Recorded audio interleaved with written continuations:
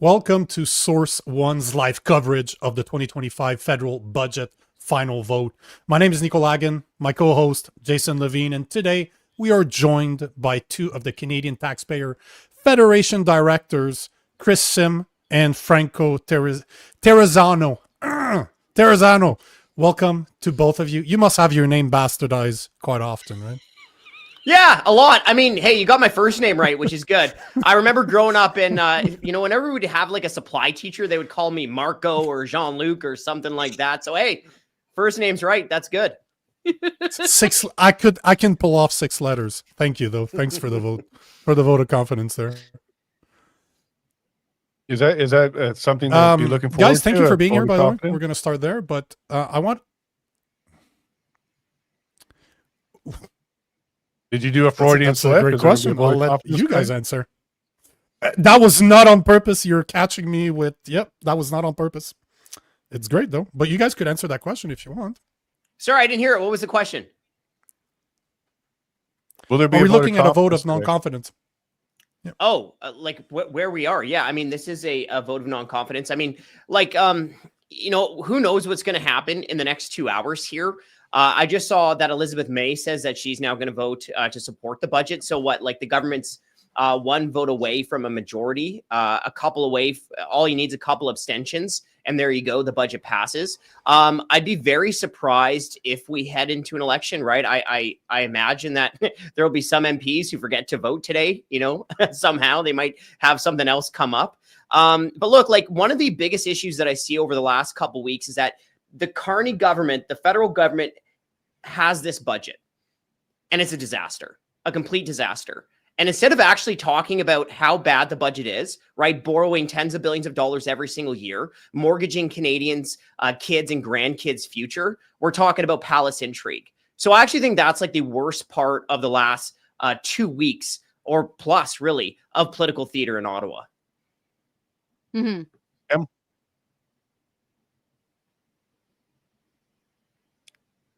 Oh, sorry, I couldn't hear your question. No worries. Is there going to be a non-confidence vote? And do you have any comments on the budget so far? Oh, the budget, I don't like calling it that. It was just a fiscal dumpster fire. That was a bunch of flaming wreckage. You can't call something that it has an overspending bill, otherwise known as a deficit of close to $80 billion, and call that thing a budget. Franco's right. I'll just be blunt. This was a lot of distraction. This is a lot of palace intrigue. The numbers just aren't there. Okay. So right now, the Liberals, if we include the floor crossing, give or take, we've got 170 seats. Okay. If you combined the Conservatives with the Bloc, you're still only getting 166 or 165 seats. This dog don't hunt. This is not happening. So I know a lot of people would like to have an election. They would like to see Carney fall on a budget. But in my experience, and it's almost 20 years on Parliament Hill, this was a lot of ground softening beforehand, weeks ahead of time. Oh, I don't know if the budget's going to pass. It's catnip for the parliamentary press gallery to get them talking about it. And guess what? If they're talking about who's talking to whom and who's not sitting with the cool kids at the CAF on Parliament Hill, they're not talking about this disaster of a budget, which is more than $80 billion over budget, and we're spending more than $50 billion a year on interest payments. So if I were to make a prediction, yeah, the budget passes. The reason why there is such interest, though, to be fair, is that budgets are automatic confidence votes. Usually, in the run-of-the-mill day-to-day voting, they aren't confidence votes. You can have MPs vote their conscience. You can have them vote along party lines. They can whip the vote, not whip the vote, and it doesn't matter. However, budgets are automatic confidence votes. That's why there's a lot more high stakes right now. And Franco, the parliamentary budget officer, came out and made some comments, kind of saying basically he's cooking the books a bit. And now they want to get rid of him and replace him with somebody that's a little bit more discreet and tactful. What are your thoughts about those kind of comments? Oh, I mean, look, the PBO, Jason Jakes, absolutely sliced through Carney's creative accounting. It's one of the most damning reports that I've read from an independent budget watchdogger probably throughout my entire career. I mean, like, first of all, this fiscal anchor, balance the operating budget. was always a fake fiscal anchor, right? You aren't balancing squat if you borrow tens of billions of dollars every single year. But what the PBO showed is that you can't even take the government's messaging around this fake fiscal anchor as even remotely credible, right? Even the PBO says the government isn't going to balance the operating budget. They're going to run an $18 billion operating deficit by 2028. And the reason is that Carney's just adding more spending into capital, right? And like the actual number, I believe, was $94 billion. So Carney has taken $94 billion of what should be operating spending, right? Day-to-day spending, and he's throwing a capital spending label on it to try to spin Canadians into thinking the government's financial picture is rosier than what it actually is, right? So kudos to the PBO, kudos to Jason Jakes for, just giving Canadians the straight goods. And now I want to get into that question you had around the job posting, right? and the government specifically saying with tact and discretion. Well, that really worries me because Canadians, we need a budget watchdog. We don't need a government lapdog, right? And it looks like with this job posting, it seems like the government is trying to muzzle the budget watchdog, trying to chill the budget officer's fiscal critiques, right? So that is what's really the concerning part about here. But I mean, boy, this PBO report is one of the most damning, if not the most damning reports that I've heard when it comes to government finances. Can I jump in there real quick? Yeah, Kris. Yeah, and also I want to throw it to you, and I also want to remind everybody the Fraser Institute agrees with this particular assessment. Yeah, for sure they do, because the math isn't mathing, as Franco often says. I'm sorry for snorting out loud, but the whole notion of tact and discretion, it's just so Ottawa. I gotta say, it is so Ottawa. They would have been in a complete tizzy when Jason Jakes was doing the right thing and he was swinging for the fences. He was defending taxpayers. He was being that sharp-toothed watchdog at committee. So he was expressive, he was direct, and he was clear. And he was saying things like, the spending is unsustainable. It was stupefying. That's all true.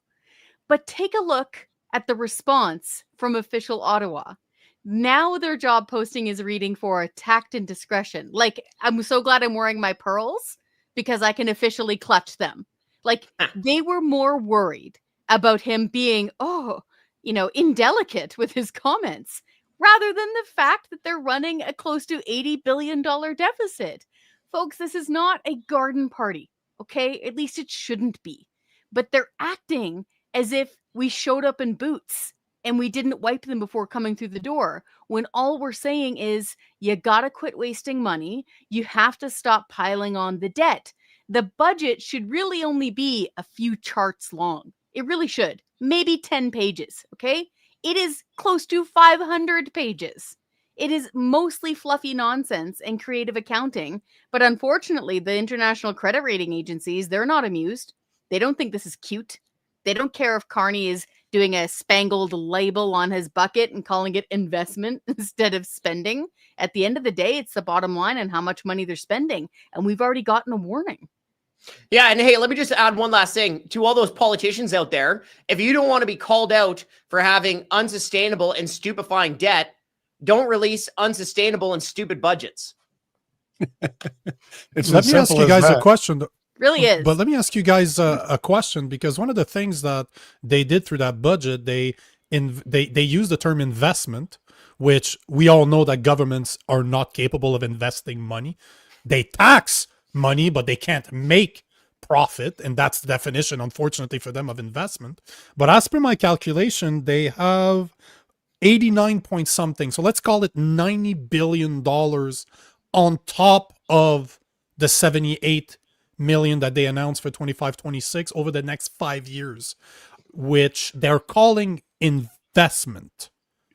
Is that lying? Because to me, they're using definitions wrong on purpose. It's what we call double talk, if you guys like George Orwell. But to me, that's exactly what's going on right now. But is that a lie? Are they lying to the Canadian people?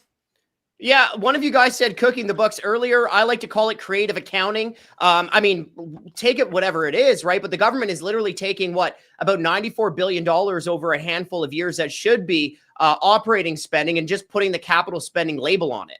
Like that's what's going on, right? And that's what was exactly in the PBO's report there. So number one, okay, you have Carney claiming that he's doing more capital spending than what he's actually doing. And a prime example of that is corporate welfare, right? Like operating subsidies to businesses. That is not an investment for taxpayers. That is a cost to taxpayers, right? Like, I'm just going to pick a couple random examples out of the hat. Definitely have never happened, right? When the government gives $12 million to a massive grocery store to get some new refrigerators in, that's not an investment for taxpayers, right?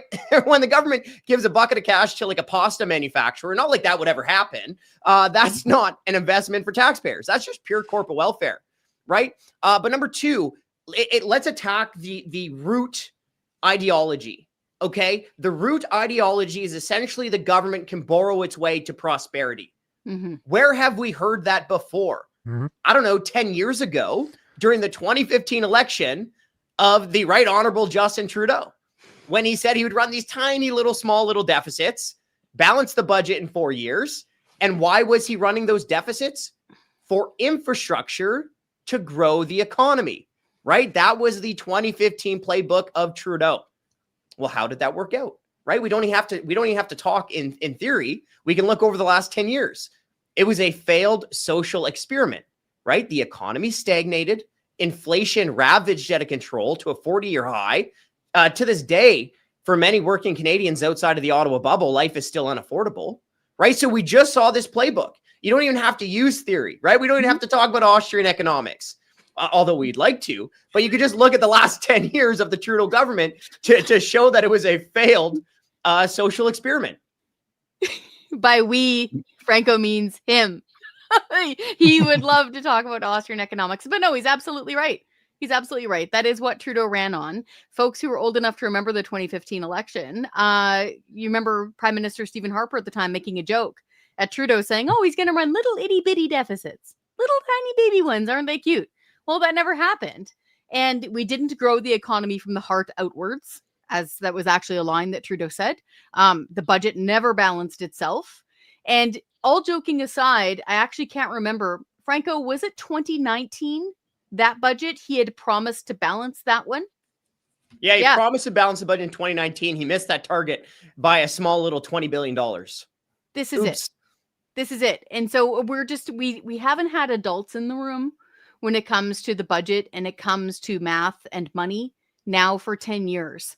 And I think what's upsetting a lot of people, if I can speak personally, it's upsetting me, is that I think some people, no matter who they voted for, did have some hope that Carney would be that adult in the room, that, pointing at your socks and joking about your haircut, that would be over now.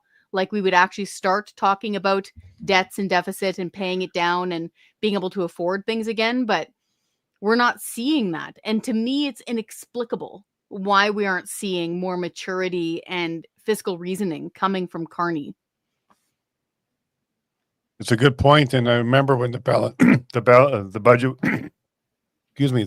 budget would balance itself, and now we have this one. The debt will pay for itself. So we're getting some more smoke and mirrors here. So we're going to have another person join shortly, but before then, we also had another switcheroo with the Canadian Pension Plan or Canada Pension Plan.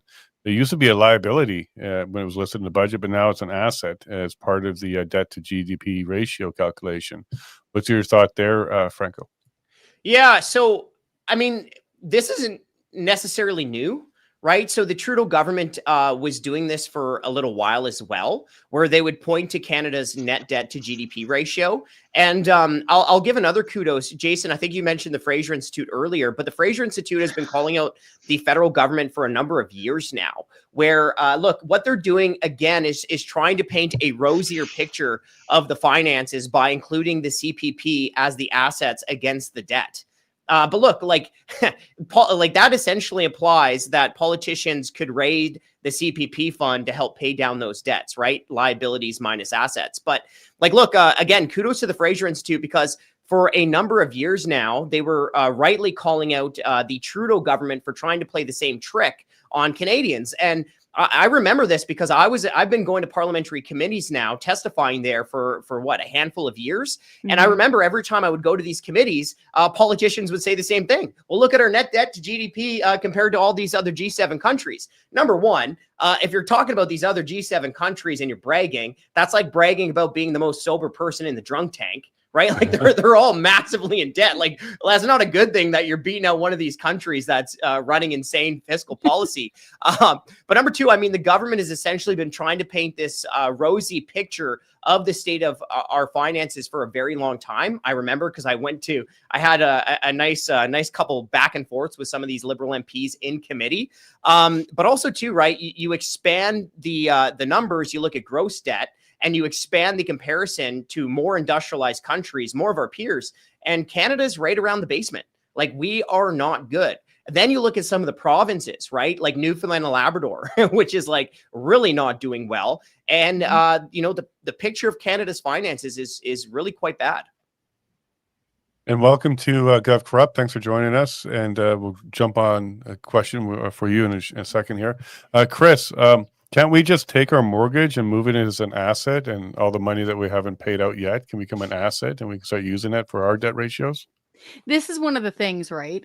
Is that the government should be doing its accounting in the same way that people do, right? I'll give you another example. So if you started going to your lender, okay, your bank, you wanted a new line of credit, and they're trying to figure out whether or not you're a good investment. Can you pay this back?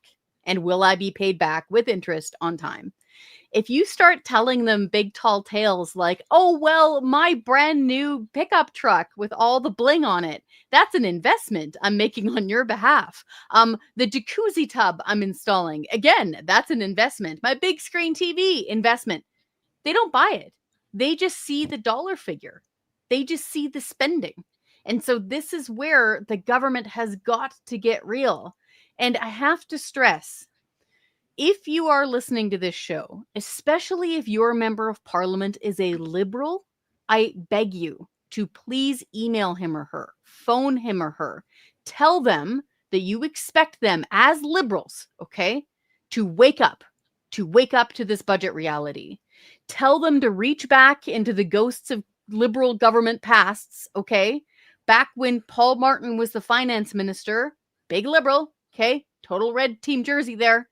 They started taking the deficit seriously because they had to. We even gave them a form of a tax fighter award at the Taxpayers Federation because under Preston Manning's urging, they did slay the deficit. They've got to find those same people within government again, because again, we're all paying for this. Like, the debt interest isn't something, right, Franco? Like, I think sometimes, Franco, people think that the debt interest payment is something hidden in the budget, that we don't really pay it for realsies. But it's a line item. Like, we're on the hook for that every year, right? Yeah, it's right now it's $56 billion a year, right, in interest charges. So another way to think of it is that interest charges are now costing you more than $1 billion every week, right? Well, what's $1 billion? I mean, that's enough money to build a brand new hospital every single week. Yet none of that's happening because that money's going to the bond fund managers on Bay Street to pay interest on the debt. But really, the way I like to think about it now, Jason, I here in Alberta, right? So you don't have a provincial sales tax. Super jealous for many reasons. But look, like, so Jason, every dollar that you're paying in sales tax, or anyone else, every dollar that you're paying in federal sales tax, every single dollar of that is going to pay interest on the debt. Right. So like it's really bad. And then also to by 2029, think about it this way. Out of every single dollar the federal government takes from you, 13 cents of that dollar will be going to pay interest on the debt. And like, look, like, just ask the Saskatchewan NDP of the 90s what happens when debt interest charges spiral out of control, right? Like that's the biggest proof that the biggest threat to any government service isn't even really political ideology. It's really not, but it is the interest charges on the debt. Right. And Janice McKinnon, who is the finance minister out there under the NDP in the 90s in Saskatchewan, she'll tell you all about it. I mean, what that province, they closed like dozens of rural hospitals across the Prairie province in the early 90s. And that was under the NDP banner. Yep. And it was because of overspending leading up to that. It wasn't just the NDP government that had blown the books on that. It was years and years of bad spending. And yeah, you start shutting down rural hospitals, that's when push came to shove. Like, folks, we don't want to see this at the federal level, but like I'm really worried about it. I just saw a little comment too about us and Paul Martin. I mean, look, I don't care like what jersey a politician wears. You know, and if anyone has been critical about the Liberal government and the way they spend money over the last 10 years, it's definitely been the Canadian Taxpayers Federation, and it's probably been me as well, right? Like as the federal director, I mean, you go back even in parliamentary committees. But what I will say though is, I mean, they took what would be $150 billion deficit like today in today's terms, and with 3 years they ran a surplus. Okay, they fired 45,000 bureaucrats. I don't know. There's a lot of things that you could question the Chrétien government on, but I do think they deserve credit for what they did on the finances, taking $150 billion deficit and within 3 years balancing the books. I think there's a lot of criticism you can throw their way, but I do think they deserve kudos on that front. Well, just want to jump in on that. I would like to point out that under Chrétien, I forget who the Bank of Canada governor was at that time, but hundreds of ounces of gold were sold under Jean Chrétien, probably to help balance those books. So we did liquidate our assets. I don't know the exact number, but somewhere around 200 or 300 tons of metric gold were sold. One of the largest sales happened under Jean Chrétien. And I was just going to say, Canada needs all the credit it can get. So, Franco, if you can find credit somewhere in our history, that's great. Give credit where credit's due. But Kev, I was going to come to you and say, listen, if any Canadian gets audited now by the CRA, we could just let them know that we want a new auditor that has tact and discretion, because that's the new standard that we have here. What are your thoughts about that? I'm not too sure exactly what you mean in terms of tact and the discretion. Budgetary officer, they're looking for a new one that has tact and discretion. So because he didn't come out with a report they liked. Yeah, well, I don't really have too much of a view on that. I was listening to some of the things that you were saying, and one of the things you were talking about was, balancing the books. And, just want to point out that all budgets are balanced, right? Every single budget is balanced, either in the form of direct taxation or in the form of indirect taxation through inflation, right? So either it balances and the government doesn't spend more than it takes in, or it doesn't balance and the cost of inflation drives up, and then the consumer actually ends up paying that hidden tax, was in the form of inflation. So every budget does tend to balance, and we've been the ones that have been balancing the books in the form of higher prices over these last few years, which is why prices are moving to the upside and will continue to move to the upside through currency devaluation. Yeah, and that was one of the big things that happened, especially during the heart of the pandemic, right? I'm just trying to find some of these numbers here, but during the heart of the pandemic, you had the Bank of Canada print up about it might have been a little bit more, but when I last looked at it, it was about $370 billion out of thin air, and that's just the money creation directly from the Bank of Canada. I'm trying to pull up a quote that I had following Budget 2021. I'm seeing if I can find it. Okay, so here it is, right? So the 2021 federal budget projected a deficit of about $155 billion or $3 billion a week. Okay. By a remarkable coincidence, a few days after the budget was released, the Bank of Canada announced it would purchase $3 billion of Government of Canada bonds every week, right? Just a complete coincidence, right? Of course, everyone knows it's completely independent. That must have been just a complete coincidence, I'm sure. But a great point on the inflation tax. Really, I think it's the most pernicious tax of all. For one reason, it's the most undemocratic form of taxation. A lot of great economists have talked about, when the government can't sell Canadians on what it's spending and can't raise taxes to pay for it, it relies on the money printer. And you've seen that throughout decades, throughout centuries, essentially, although new means of printing money now. But the second thing I'll say, too, is that the inflation tax is also fundamentally a redistribution ploy, right? Those closest to the money printer, they get the dollars first before the purchasing power declines, right? So it's not just a tax. It's not just an undemocratic tax. It's also a form of wealth redistribution. One of the things that I keep on hearing about this budget is that it's bad. It's just going to continue the destruction of Canada as we've seen over the past 10 years of liberal policies. But the thing that blows my mind the most, and I always want the guests on my shows to answer, is why is it that Pierre Poilievre isn't doing anything about it? He had the chance to do a vote of non-confidence 2 weeks ago if he would have voted yes for the amendments of the Bloc Québécois wanted on the budget, because the NDP was for it, the Bloc was for it, the Green was for it, so he had the votes necessary to do a vote of non-confidence. He chose to vote for the Liberals.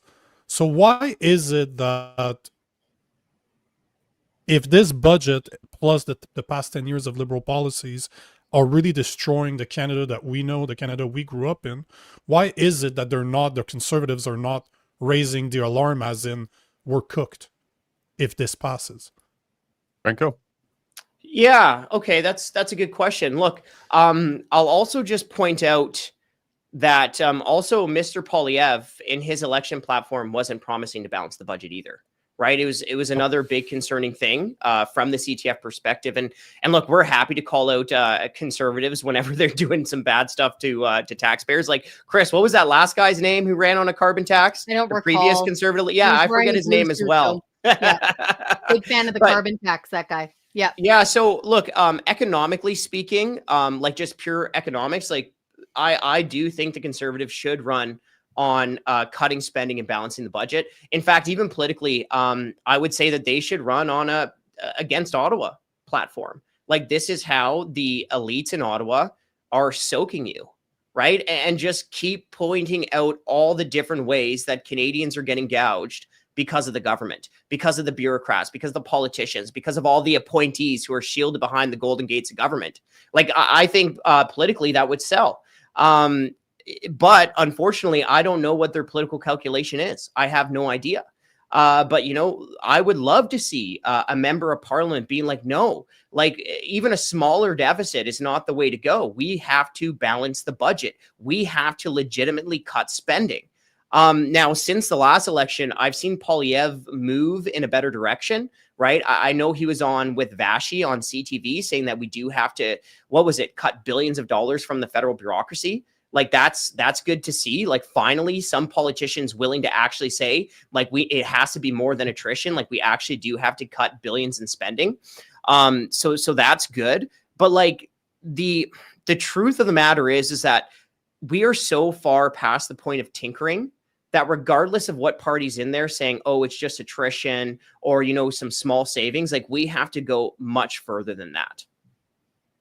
Poilievre was, or go ahead. Yeah, the way that I see it is, Jeff, you were next, Jeff. Yeah. Yeah, the way that I see it is we need somebody like, you know, a melee to come in and, you know, basically take a metaphorical chainsaw to the government. But, you know, that's not going to happen until there's a lot more pain that Canadians have to feel before they get to that point, before somebody like a melee can come in and actually do what needs to be done. So we're going to basically continue down this, you know, this path until we get to this, you know, this moment, this, you know, we get into default moment, and then we're like, oh crap, we have to do something about it. And the market actually forces the hand of government, where, you know, you can no longer print money out of thin air to buy government bonds to fund government spending, because, you know, the yields have, you know, long-term yields have risen too much, and it costs too much to borrow to do that. So I believe that it will be the market that will force the government's hand, and no politician, especially in Canada, will have the spine to stand up and say this has to stop. So it's the, you know, the collective decision of the market. That could take 5, 10, 15 years for that to happen. Hey, Jason, Kris. I just I see the time. I'm sorry. I gotta run. I'm so sorry, but this is a busy day with the budget. If you guys have any other questions, let me know. But I gotta kind of cut her off here. Yeah, let me get one more to you before you run away. How close are we to the same situation as Greece, where we do have to do some austerity measures, maybe take out IMF loan and deal with things that way? Oh, I'm not sure how close we are to Greece. I would say we're approaching where we were in the mid 1990s. I'm not sure we're exactly there if you look at the exact like apples to apples comparisons. So around 93, 94, if you measure it in today's like deficit to GDP, you're looking at about $150 billion deficit. So but look, today's $80 billion deficit is huge, and it's approaching that. So I would say we're probably coming closer to like what Canada was approaching the early 1990s before, the Martin Chrétien Liberals did what they did. But one thing I will say is that it's crazy how fast things become a problem, right? Mhm. Things aren't a problem until, oh my God, they're now a huge problem, right? The smoke turns into massive fire very, very quickly. So it's very tough to give you an exact date or timeline of when something very bad will happen. But I do think we're heading down the steps, just like we were in the late 80s and early 90s, approaching a very, very bad financial situation. Before thank you very you much leave, for can your I time. ask him, do you have 2 seconds to answer a very Yeah, simple yeah, yeah. question? At least Yeah. in my head, I assume that it's going to be simple. So maybe I'm upselling you right here. Okay. Like we talked before, I'm trying to upsell you. What would Good. be your top 3, top 5 things the government should do to balance a budget? Yeah. Okay. So number one, and this is going to sound a little small, but number one, all MPs have to take a pay cut or cut their pensions, cut their perks, all MPs. And I'll build on that in a second. You look back to even the Harper years when they went from the 08-09 recession and brought it towards a balanced budget at the end of his reign. I think 2014-15, slight balanced budget. They started by freezing their pay. They even changed the pension rules to make them at least in a better direction for taxpayers. Okay. Then you look at in the early 90s, you had the ministers and prime ministers. They took a cut. You go to the Klein Revolution. Oh, it brings a tear to my eye, even just thinking about it. In Alberta, what's one of the first things they did? Well, they cut the number of ministers. They took 5% pay cuts.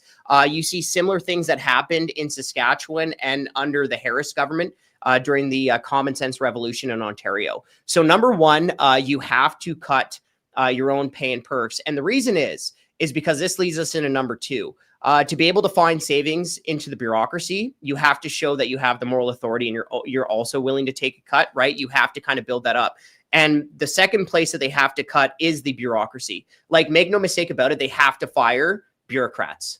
Like, not just cut the pay, not just end the bonuses, not just tinker around the margins. No, they have to fire a bunch of bureaucrats, right? Trudeau added 100,000 bureaucrats in a decade. He ballooned the cost of the bureaucracy 80%. The bureaucracy now consumes more than half of the government's day-to-day spending. So there is no fixing the finances unless you fire bureaucrats. No way around it. And number three, just for good measure, eliminate completely end corporate welfare.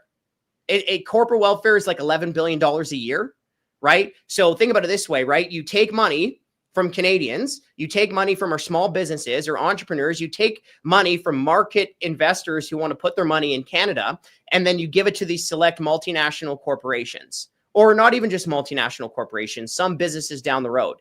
Corporate welfare, at best, is a complete shell game. But in reality, you might as well just send these politicians to the casino when they're picking out business winners and losers. So those are my three. Look, you got to cut the MP pay. You got to cut their perks. Number two, you got to tackle the absolutely bloated bureaucracy. And number three, completely eliminate corporate welfare.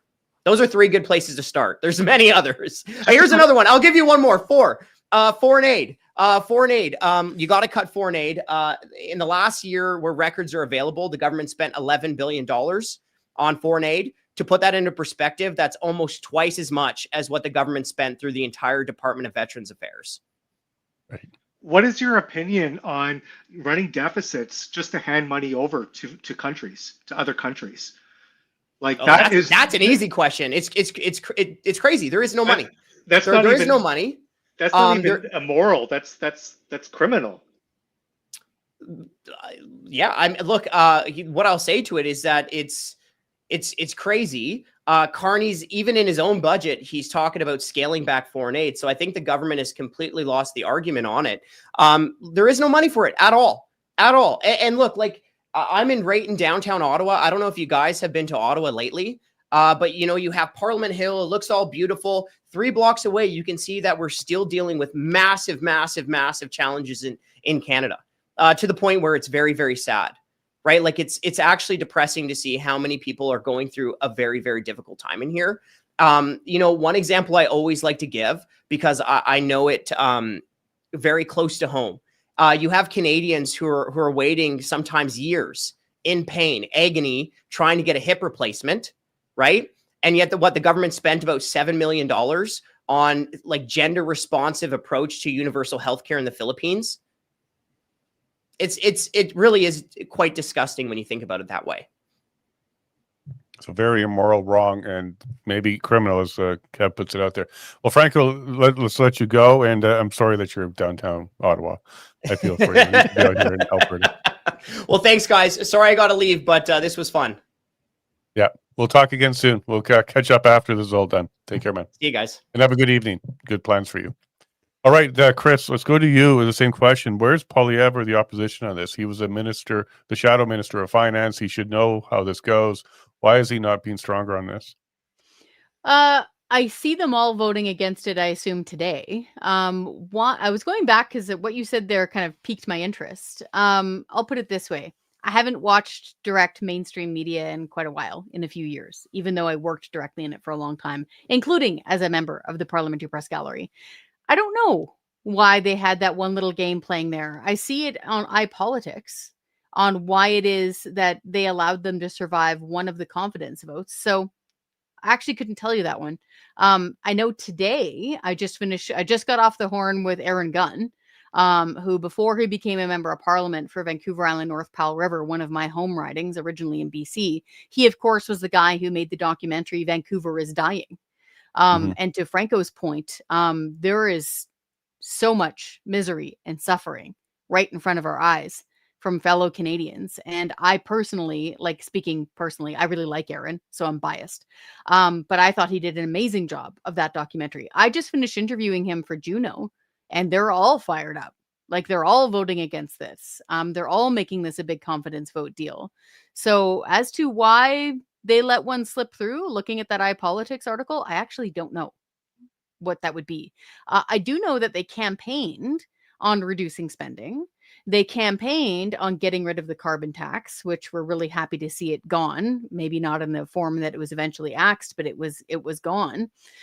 So we were happy there. But to Franco's point, yeah, we would rather the Conservatives campaign on actually balancing the budget, like in dollars and cents, Kevin, not just with how much we're getting taxed and inflated. But we would like to see them campaigning on a balanced budget. I think to play political pundit for a second, I think they were concerned about scaring away like the normie vote and like average working people in the 905. Maybe they were worried about spooking voters with terms like austerity, because that label gets thrown around a lot. So I think that's probably why they were saying we're going to balance the budget, just not in the first couple of years. But hey, at the Taxpayers Federation, Franco just told you how to balance the budget. Like, they should do it next year. They should do it tomorrow. Kev, you want to comment on that? Where's Poilievre on this one, and can they balance the budget with some of these changes if they took them? Well, the reason why I believe that Poilievre was as vocal as he could without being, as vocal as he should is because he knew that if he went into an election, you'd probably lose again. And another Conservative loss would mean a leadership review, and he would probably lose his job. So that's what he's probably thinking on the backside, is he doesn't want to go to another election knowing that there is a good chance that he will lose. Because, let's be honest, the election was what, 3, 4, 6 months ago? What has changed? Has the mainstream media changed their stance on the anti-American attacks? No. Has the Elbows Up crowd, changed their views on how they're going to vote? No. Has Elections Canada changed, if they're going to be more transparent? No. So, you're gonna want to trigger an event that will garnish the same results, if not worse. The Liberals could even actually end up with a majority, and that would for sure be the Poilievre's demise. So that's what I think that he was worried about, that maybe he wants to hang on and try to build up more support based on internal polling, and maybe go for an election in 12 to 18 months. But he's probably thinking it's only been 5-6 months. It's not a long enough time to turn the ship around. That's my view. I don't know. Kevin, yeah, because I was going to say, Kevin, so basically, I just want to make sure I heard you properly. You're saying that Pierre Poilievre was more concerned about his job than he was about helping Canada. And the other thing I would say is, if we are indeed in this much trouble, because all I'm seeing is trouble, trouble, trouble, trouble. I don't see anything good coming out of that budget. I really don't care that you're liberal, you're conservative. This should be a nonpartisan issue. Mhm. 10 years of liberal policies has literally destroyed our economy. 1% growth per GDP over the past 10 years when the US did 20. And we were head to head with the US as soon as Trudeau came in. Boop, it just crumbled. And it's Mark Carney. That was his economic advisor for 5 years behind closed doors. They don't like to talk about that, but that's a fact. So what blows my mind is, again, where's Pierre Poilievre in this? Why is he not just drilling this? That we are not in a good place. And I would also challenge Kevin to say maybe the reason the mainstream media hasn't changed its tune on the US, for example, or changed its tune on Pierre Poilievre is that he's not courageous enough to put it in their faces, because somebody needs to talk about it. I talk about it every day, but I'm not the leader of the Conservative Party. I'm just saying, at one point, when do conservatives need to take responsibility for what's going on? Because we can blame the Liberals all we want, but we have to hold ourselves accountable for saying this still happened under our watch. Well, let's jump in there, Kris. A few things. So again, I worked on the Hill for close to 20 years, so I know a lot of the players involved. I don't think it's fair to characterize the Conservatives as not criticizing this budget. As they've, like, every time I've tuned in and listened to them, especially on this side of the fence when it comes to, independent media podcasts, all that jazz, I do still catch clips of them on mainstream media when I bother to watch. They're coming at this pretty hammer and tong. As far as whether or not a conservative would win if we had an election tomorrow, that's so speculative.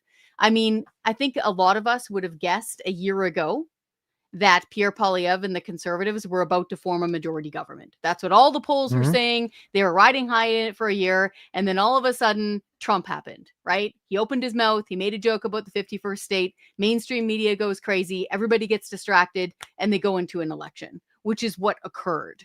And they also wound up going up against a guy who looked new. It was Carney. It wasn't Trudeau. So a lot of sand under everybody's feet suddenly shifted very quickly. As far as if there were an election held today, that's why I jumped in with I don't know, because the metrics haven't changed for normal working people. If anything, they've gotten worse. Right? Look at what's happened with the steel mills getting shut down in Ontario, the auto manufacturing jobs getting lost.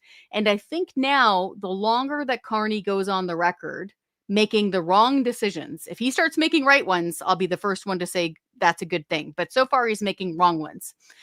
If you let the record start speaking for itself, you start asking the question of, okay, what's happened between April and now? Has Trump invaded? No. What has occurred? Exactly nothing, actually, because Carney has failed to get a trade deal. And what's weird is that Trump has signed trade deals with other countries. So if he were 27. suddenly blasting everybody else and refusing to sign any deals with any other country ever, you could make the argument, well, it's that guy's problem. It's that guy in DC. Nope, he's signing trade deals with other countries. He's dropping tariffs and doing deals with other countries. So what's the problem with Canada? Again, I would argue that it's our own management. It is the current government's management. And it's not just the elected Liberals. It's the permanent government. It's the bureaucracy. You guys would puke if you looked at how much some of these bureaucrats are paid. I'm talking $300,000 a year each. And it's their job to manage relations with the United States.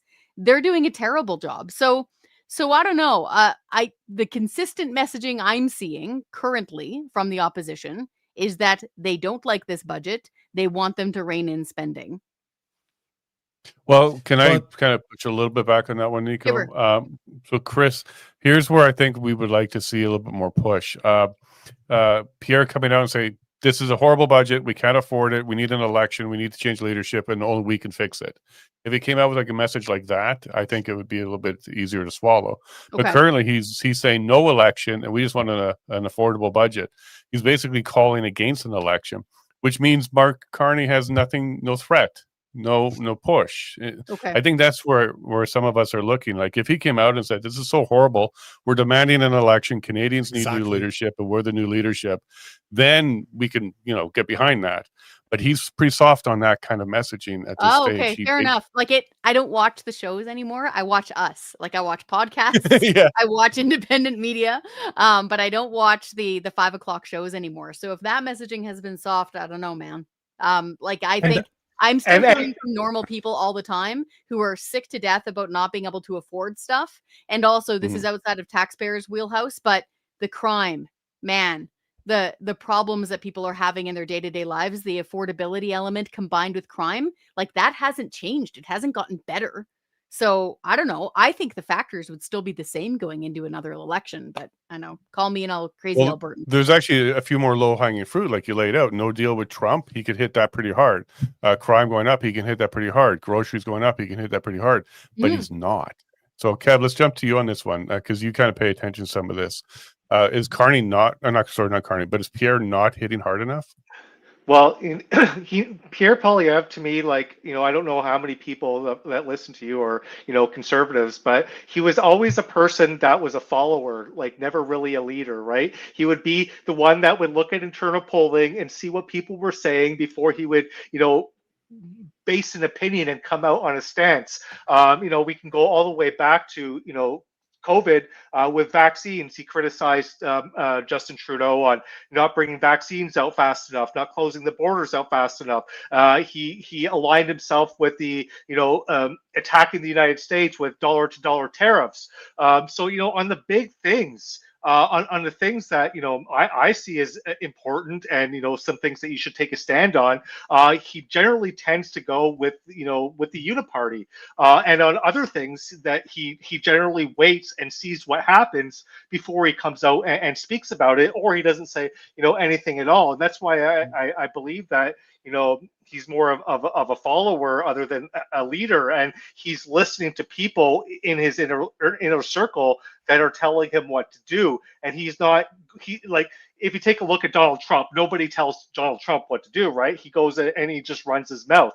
Pierre Poilievre, he's not really like that. In my opinion, I could be completely wrong. That's generally my impression of him, is that his inner circle is very tight knit and controlled, and whoever's giving him this advice is giving him wrong advice. And that's why to point out, the CPC has drifted so far to the left over this last decade, 2 decades, that it's actually a left of center party. So there's no real opposition. There's just controlled opposition or perceived controlled opposition. There's no real opposition party in the House of Commons that can stand up and say all these things from a right-wing party. There's only variances of left-wing parties. We have a left-wing CPC, we have a farther left Liberal, and then we have an extreme left NDP, and then we have Elizabeth May. We don't even know where she stands. She came out and changed her mind on the vote today and said that all these excuses. Yeah, I'm going to vote yes because now is not the time for the election. So maybe we should deport Elizabeth May back to the United States. But that's getting off tangent here. But yeah, Pierre Poilievre, he is, if you want to bring the party back, you need to actually bring in a conservative or a libertarian, and somebody that has those conservative libertarian values. Pierre Poilievre is not that guy. So, Nico, if Pierre came out and said, "We're demanding an election, this budget is extreme, it's really bad, we're in rough shape, we need new leadership," would you feel different?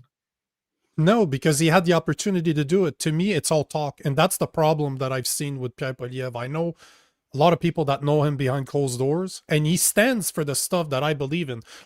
Sorry to say this, but women don't have penises. One of the biggest issue, one of the simplest issue that we can address right now. Supposedly behind closed doors, he doesn't believe that women can have penises, but he won't address that publicly. And that's always the problem that I have with him. Is it's one thing to stand for something behind closed doors. It does not matter if you don't do it publicly, especially as a politician. Because the way I look at this is, look at what Carney is doing right now. He said publicly that if your MP is not a liberal, call him, tell him to join our liberal. So he is basically trying to get a majority, which is 2 seats away now that Entremont joined him. He's 2 seats away from a majority without an election.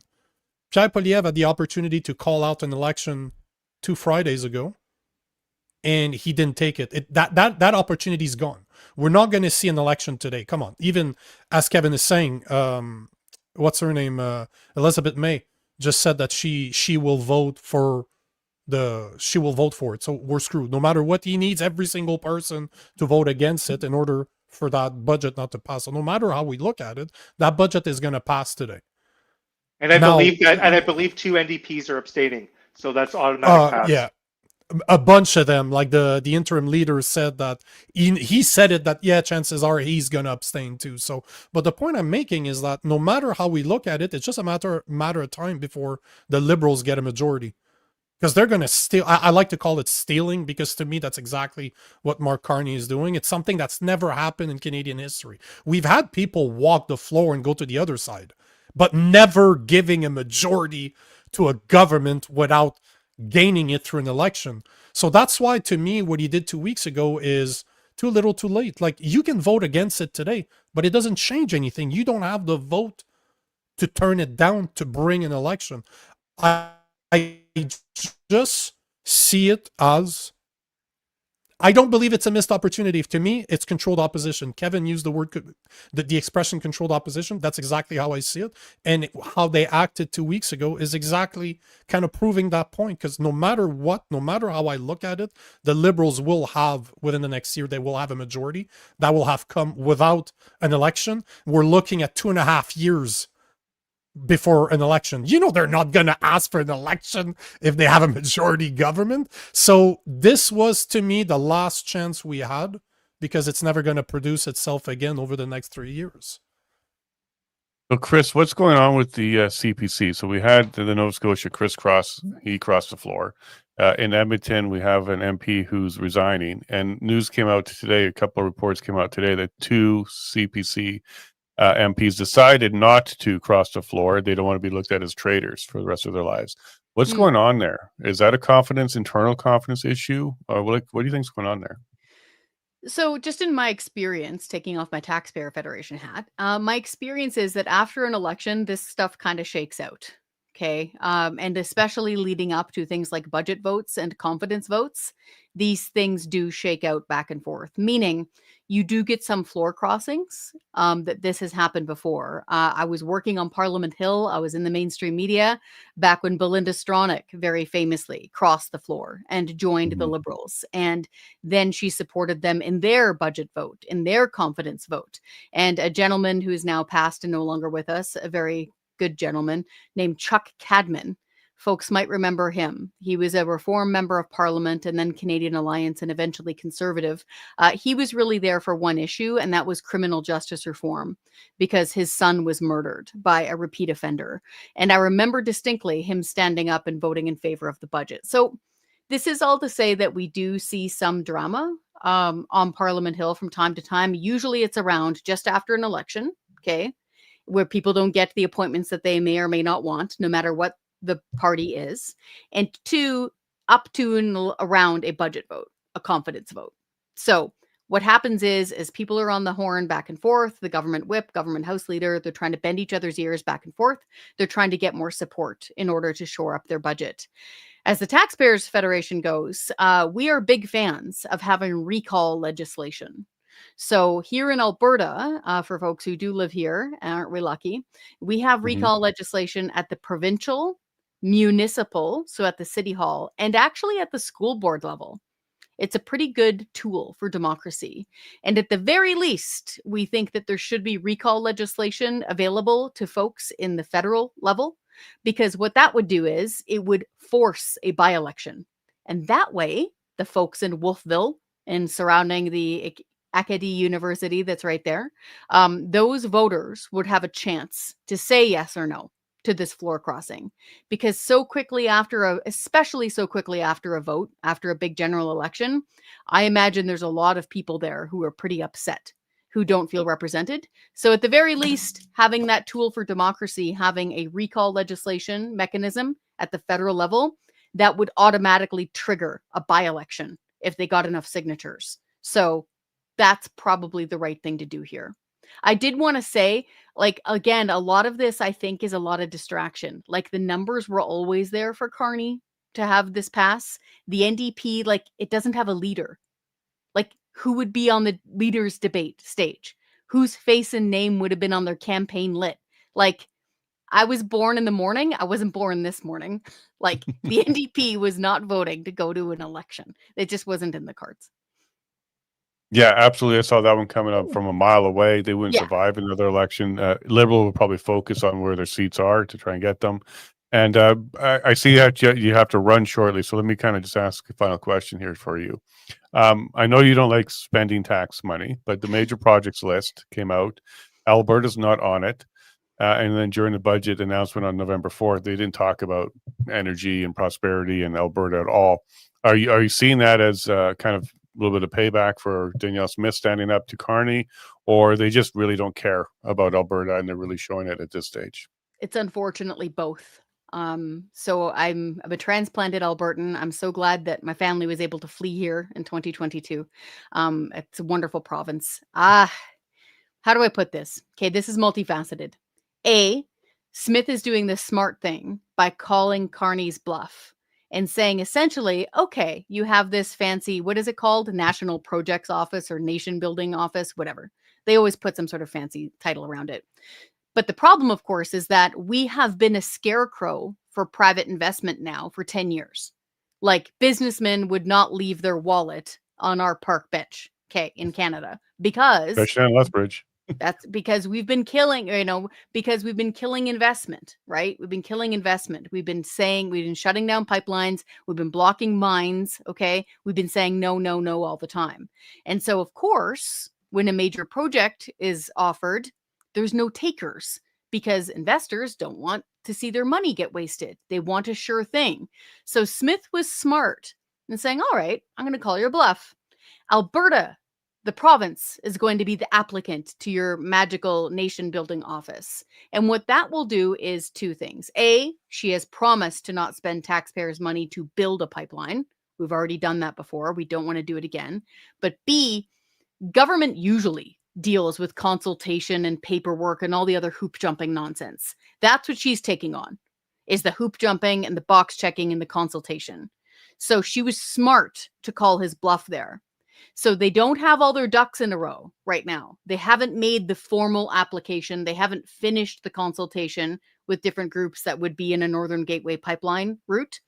So it wasn't there to approve anyway. See where this is going? But I think there's a bit of silly nonsense going on here. Personally, I don't think Carney's going to be approving big natural resources projects, especially for Alberta. That includes things like natural gas, oil sands, and mining. And the reason for that is a few 100 pages long, and it's this book. Yeah. So anyone who's read this book, Values by Mark Carney, he wrote it when he was the UN special envoy to blah, blah, blah. Okay. Climate change. Yeah. It was endorsed by Bono. Okay. He quotes Greta Thunberg in this earnestly, out loud, repeatedly. Okay. It is chock full of calling things like natural gas plants and pipelines stranded assets. Like, there's a lot in here. And so I don't want Alberta to be led down the garden path any longer. I'm seeing a lot of warning signs here. I'm hearing two things. From the business community, I'm hearing, we're not putting our money in there until you guys give us some guarantees. Internationally, no way, Jose. And second, I'm getting bad signals coming from Ottawa. In that budget, that mess of 490 something pages, it included talking about a big, strong industrial carbon tax. That is the wrong way to go. I feel, you guys watch Peanuts. Remember when Lucy's holding the football? Yeah. Yep. I feel like it's just Carney holding the football now. And we're going to kick and we're going to land on her back. So I hope I'm wrong. I hope I'm being pessimistic. But I'm worried that Alberta's getting played. And we just had a deadline go by. Grey Cup, remember? Was the deadline. Yeah. So They actually brought up having a strong industrial carbon tax in the House today, and I think it was methane or some other gas emissions caps being a focal point of their budget. They yep. actually said that, and they said, oh, don't worry, it's not going to increase costs for Canadians, just like they said for 2 years that 8 out of 10 Canadians get more money back than what they pay in the tax. So. Yeah, remember that? How the carbon tax made us all richer magically? The carbon not only did the carbon tax make us richer, but removing the carbon tax made us even richer. I can't even. I follow Uh, you on X, Kev, and one of my favorite things is actually your top line photo where you just have like the clown symbol over top of the earth for Clown World, and it's seriously, it's moments like that where you're like, tell me more about how a tax makes me richer. Like even saying it out loud, it's hard to keep a straight face. I'll leave you with a few things here. Remember when Trudeau, it feels like about a year ago now. Remember when Trudeau flew down to Brazil to some Up With People conference thing? And he said, seriously, that Canadians should prioritize paying his carbon tax over top of paying for their kids' food and paying for rent. Yep, He I said remember that. Yep. Remember when he also said, oh, the only people who truly feel the cost of the carbon tax are people with big houses and indoor swimming pools and 3 personal cars? Describing his childhood, like literally describing his childhood at 24 Sussex. And then, amazing, a miracle happened.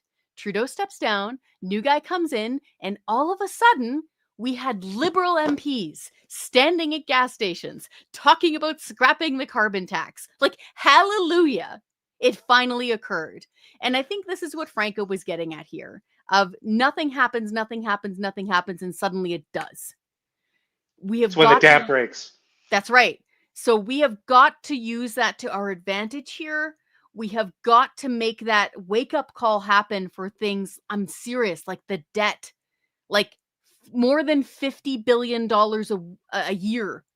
More than $1 billion a week. I'll put it this way. Burned, that hospital he described, it takes $1 billion to build a hospital, brand new, shiny paint. Imagine building one every single week. And all of Canada gathers around the television set. Instead of Hockey Night in Canada, we burn down a hospital. We don't put doctors and nurses in it. No. We build it, we pay for it, and then we burn it to the ground before we can move anybody in. That's how much we're wasting on debt interest. So this is what we're trying to get through to people here. This is as urgent as it was with the carbon tax. They've got to get them fighting the debt and to stop their overspending. And Jason, I just wanted to point out, when Franco figured out that stat on we are spending around twice as much on foreign aid than we are in veterans affairs, like he stunned me. He figured that out about a year ago. Like it moved me to tears. And I'm sorry. We should not be doing that. It is wrong. And so I really thank you guys for taking on kind of the moral fight of this fiscal imbalance. We appreciate it. And don't forget this budget as demanding $4.3 billion less spending on veterans. So they want to do even less. Okay, they were asking them to go ahead and find some savings. But more money for CBC and more money because we have to go find Eurovision, whatever the hell that is. Yeah, and more money for NATO as well, meeting that obligation too. And that's all. I'm sorry, backwards. Man. We're in a fight. And thank you for highlighting that book of Carney's. He would have to throw that book out and burn it in the oil sands for him to do anything different. I don't think he's going to be doing that anytime soon. And he has talked about if Alberta's willing to do carbon capture, then maybe there's something that can be done. I think it's a trick. I think that's a trick. I know that there are a lot of people who love carbon capture. I'm a Star Trek girl. Like, if we could run on dilithium crystals, I'd be super happy about it. But I hear so much about carbon capture being the way. And then I hear big industry saying, oh, well, it's just going to be a closed circuit, industrial carbon tax. It's not costing taxpayers money. Like, that quickly turns into excuses for not actually producing energy and also a form of corporate welfare.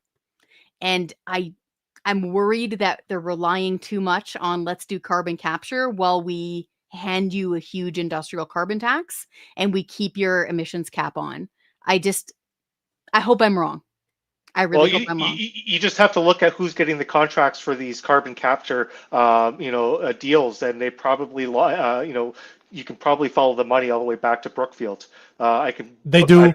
I can I've guarantee spoken that. about this. Brookfield bought a company for 20 billion or something like that in 2022 that does carbon capture. It's Atrophy. I think the name is the company is Atrophy. The And Atrophy is who he's selling right now, as in is going to take care of it. He didn't bring up the company that Brookfield owns. He brought up another company, but it turns out that they do own a company. I'm looking for the name right now because I've spoken about this before, but they are well invested in carbon capturing. And if you've ever looked, go on Entropy's website, they're going to show you how carbon is captured. It's so much bullshit. It is literally, hey, look at my hand here, but don't look at what this hand is doing. It's nothing. And it doesn't beat Carney going on camera saying that putting an industrial carbon tax on steel is somehow going to make us more competitive than our Americans and international competitors. And there's people on my X right now calling me names saying, you don't understand how that works. I'm like, hey, you cannot tax something while making it cheaper. Like, this is a fallacy. It does not work that way. This is very, if we can't argue on this, enjoy the rest of your day, because we can't have a civil discussion. We can't have an intelligent conversation. Like, are you kidding me? You pay more tax, but somehow you'll make more money at the end of the year. You know what? This entire climate change argument should have ended with COP30 when they bulldozed thousands of acres of Amazon rainforest to build a superhighway to fly people from all over the world in their fancy jets to come and lecture us about using, how climate change is going to destroy us all. That is peak hypocrisy right there. At that point, even the most, I'm not going to say the R word, but, NPCer should have figured out that, this is a giant scam. That's all it is. Greta Thunberg stopped talking about climate change 2 years ago. Yeah. Bill Gates just came out to say, oh, yeah, well, it's not working out, so let's change the narrative. Mark Carney, in his book Value, that I also read, unfortunately, or fortunately, says it. It's all about money. He got caught on camera. He got caught admitting that this is a great way to make money. I have that video going viral on Instagram and on X. People finger up their noses. Yep, no, that's okay. We need to fight. We need to fight the climate. And what that means. Well, let's let Kris run, and then we'll continue this conversation because she's got to run. Kris, before you go, I just wanted to throw out an interesting stat for you that you might find, helpful. We're talking about the interest on the national debt. Mm-hmm. Since 1980, we've paid $1.4 trillion in interest on the national debt. Their national debt is $1.3 trillion. We've actually paid more in interest to service their debt than what the national debt is. That is disgusting. Doesn't surprise me. To put that into perspective, $1 trillion is so big. It's a one with 12 zeros after it. It's 1,000 billion, right? Yeah, it's 1,000 billion. If you started counting right now, okay, I think we're all kind of the same vintage-ish. Imagine Scrooge McDuck like diving through his vault full of money, right? If you started counting right now, it would take you 30,000 years to count to 1 trillion. That's how big that number is. And I'll leave you guys with this, to the point on the carbon tax and the whole climate change thing. Even if you wanted to make the argument, say that global emissions, are what keeps you up at night, okay, gets you out of bed in the morning, all right? It would, see, for argument's sake, this is where you just beat them at their own tennis match, okay? Okay, if Canada ceased to exist, God forbid, it would not make a dent in global emissions. Period. Okay? Doesn't matter if we cease to exist or we're all driving Toyota Priuses or whatnot. Okay? It wouldn't make a dent. Why? Because we're responsible for less than 2% of global emissions. The smart thing to do is to tackle the big end of the arithmetic problem and sell cleaner energy like natural gas to places like India. India, where 200 to 300 million people are burning wood, garbage, and animal dung every single day. So they've got really high emissions and terrible indoor air quality, by the way, which largely affects women and children whose job it is to go gather all the wood and the garbage every single morning so they can heat and eat. Guess what? That government has been asking us for more than 10 years to sell them natural gas. It's literally in their government plans in India, but there's apparently no business case for it. I will leave you with this point, and it makes me sick. I went back through the budgets to when we first got the federal carbon tax imposed upon us by then Prime Minister Justin Trudeau. And I counted up how much money had been taken from Canadians in his carbon tax. More than $45 billion. It's gone. Nobody's talking about it except for us, but $45 billion gone out of taxpayers' wallets. Yeah, Canada may have 2% of the emissions, but we also have some of the largest carbon captures in the world. It's called forests. Trees? And we have lots of those trees. Yeah, one thing that I've learned is, this government, or the people that support it, they would rather look like they're doing the right thing than actually do the right thing. So by having this carbon tax, they can sit back and virtue signal and say, oh, we're doing this, we're doing that, we're helping the environment, we're sending a message. Meanwhile, you're not doing anything at all. So all they're doing is look like they're doing the right thing, and that makes them feel like a good person. That's all it is. Yeah, it's a combination of a sin tax and virtue signaling. And I think that's why it took hold. And I love British Columbia. I'm from there. I grew up in Hope, where Rambo was filmed. And I think one of the reasons why it took hold so long, so hard there, is that honestly, British Columbia is so beautiful. I think people started feeling guilty for living in a beautiful place. And they have to pay this I don't know, indulgence tax or something. And at the end of the day, all it did was make people poorer. And it didn't help the environment one bit. It didn't do squat for lowering global emissions.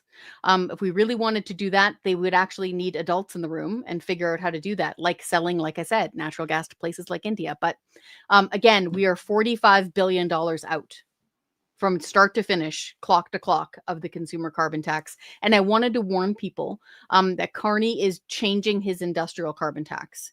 And he campaigned on this, so we can't say that he's surprising us with it. He's making it bigger and stronger. And he also has promised to bring in carbon tax tariffs. So folks might remember that he called them border adjustment mechanisms. Those are tariffs.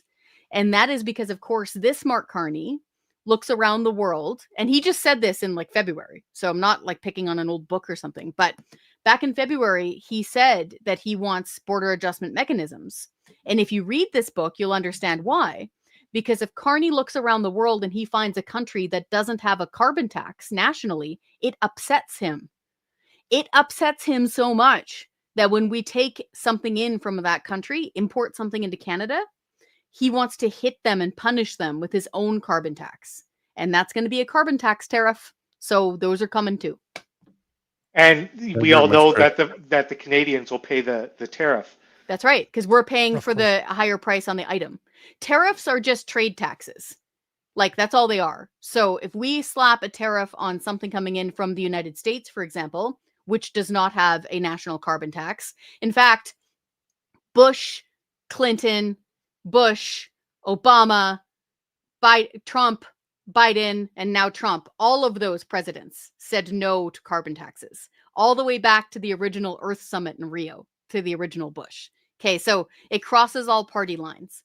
So that kind of thinking is, if you have something come into Canada that's from the United States and we impose a tariff on that thing, Canadians, you and I at the store, pay more for it. That's all that does. Tariffs just hurt normal working people on both sides of the border because they're just taxes. So. Thank you, Kris, very much for the work you're doing with the Canadian Taxpayer Foundation or Federation, right? And thank you for joining Alberta. We just got one person stronger, so I really appreciate you being here. And thanks for taking the time today to explain some of this Alberta. to us. Thank you so much, guys. Bye-bye. Yeah, we'll have you back. She gone.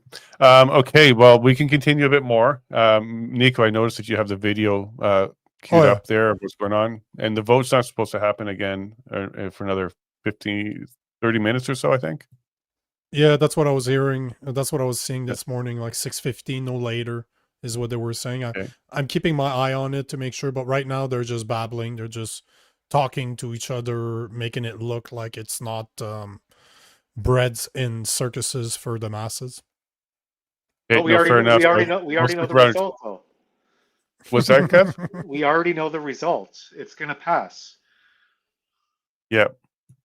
Well, yeah, because we got the 2 abstain from the NDP, we got the 1 from the Green, and then all the Liberals. So that's enough to get it done, right? Yep. The Okay. whole thing was a show. It was a movie. We're watching a movie. We have been for years. This is all theater, right?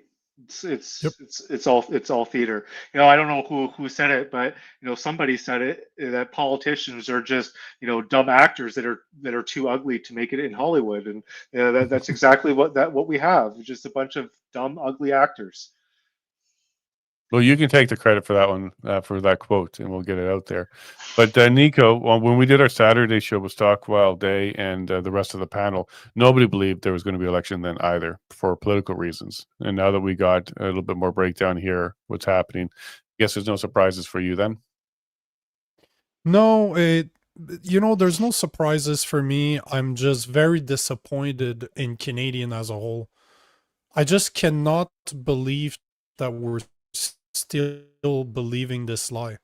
This is what blows my mind the most. Like, I don't understand what it's going to take for the conservative people out there to wake up to the fact that Pierre Poilievre isn't a conservative, that he had all the chances in the world to become PM if he really wanted to. He chose not to.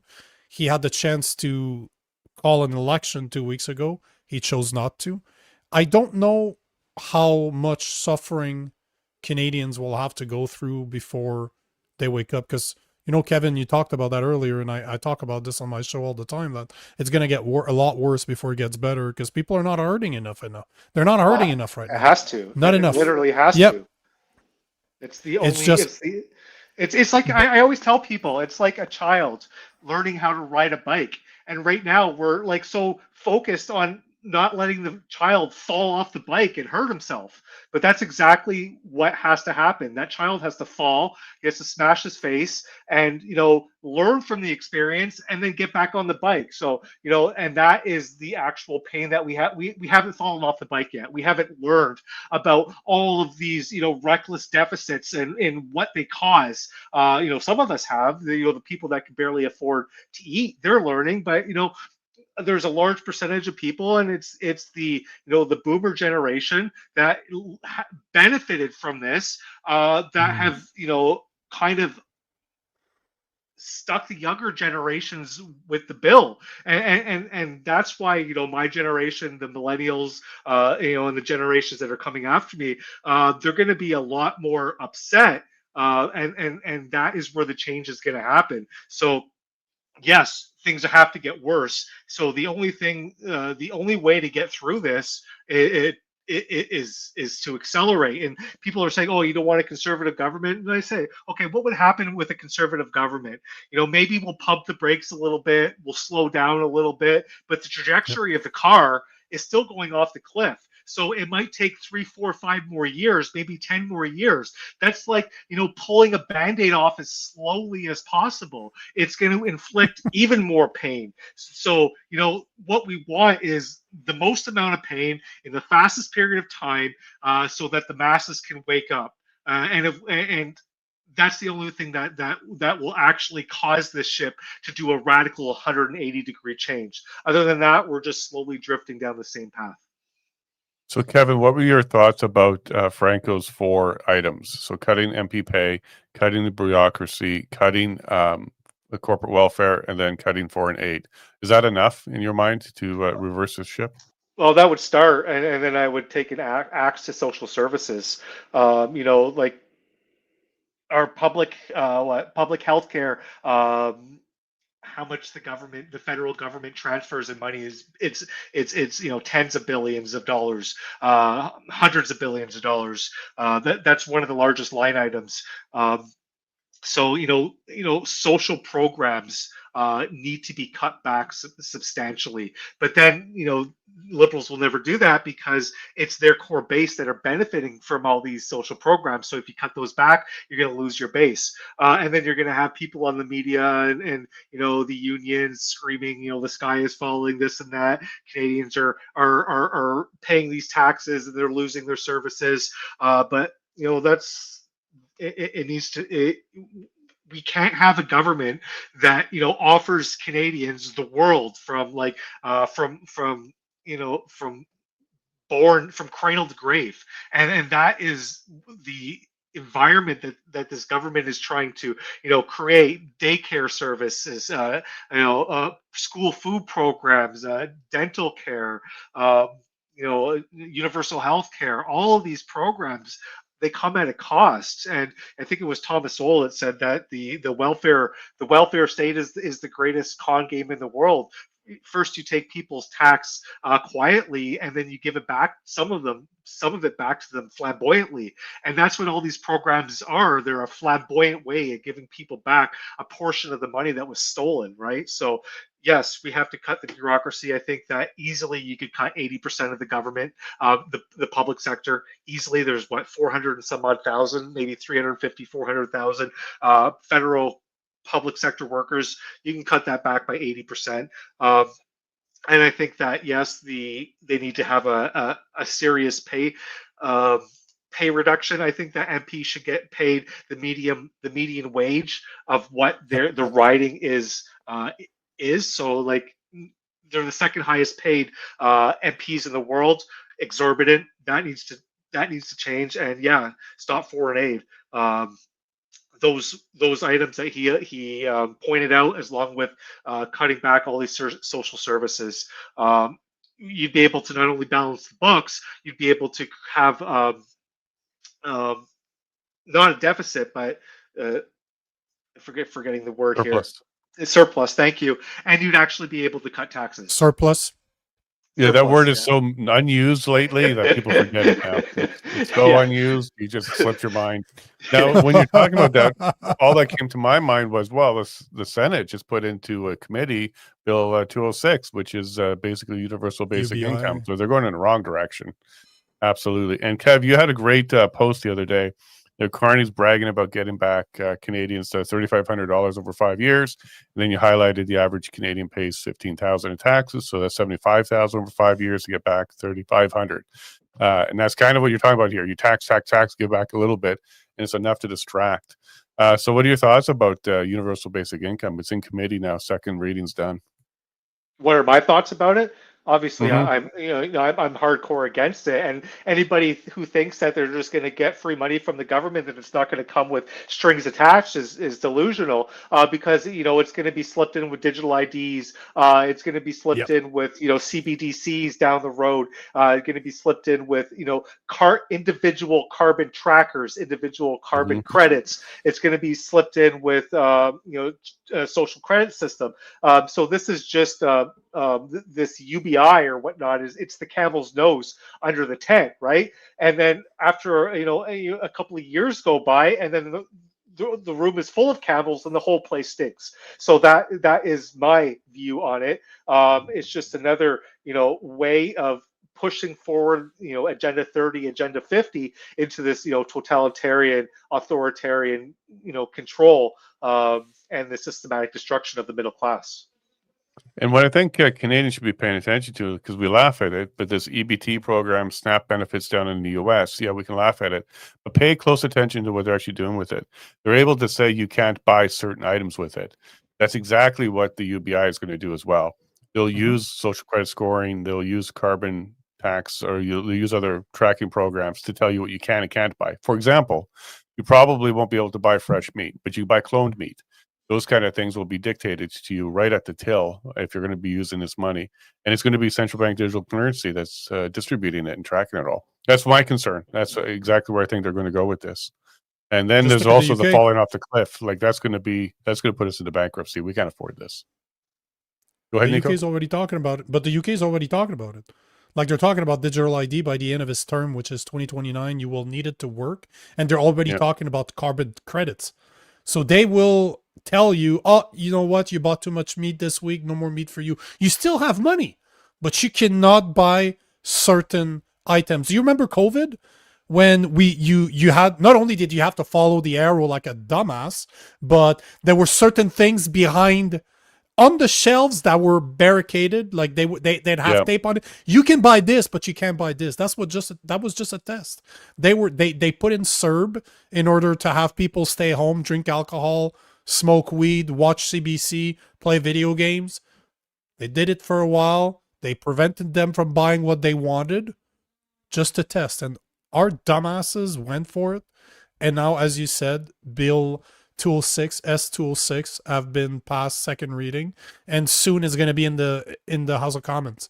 I don't know that it's that one is going to pass, but the plan is there. Just the fact that they're trying to put it out there is problematic. You know that it's coming, and I agree with you, Kevin, 100%. They will sell that as the digital ID that's been developed for years already. They tried to pass that during COVID. It didn't work. Like, they wanted to have an international digital ID that would show your vaccination status so that you could travel easier, so people could know that you were part of the gang.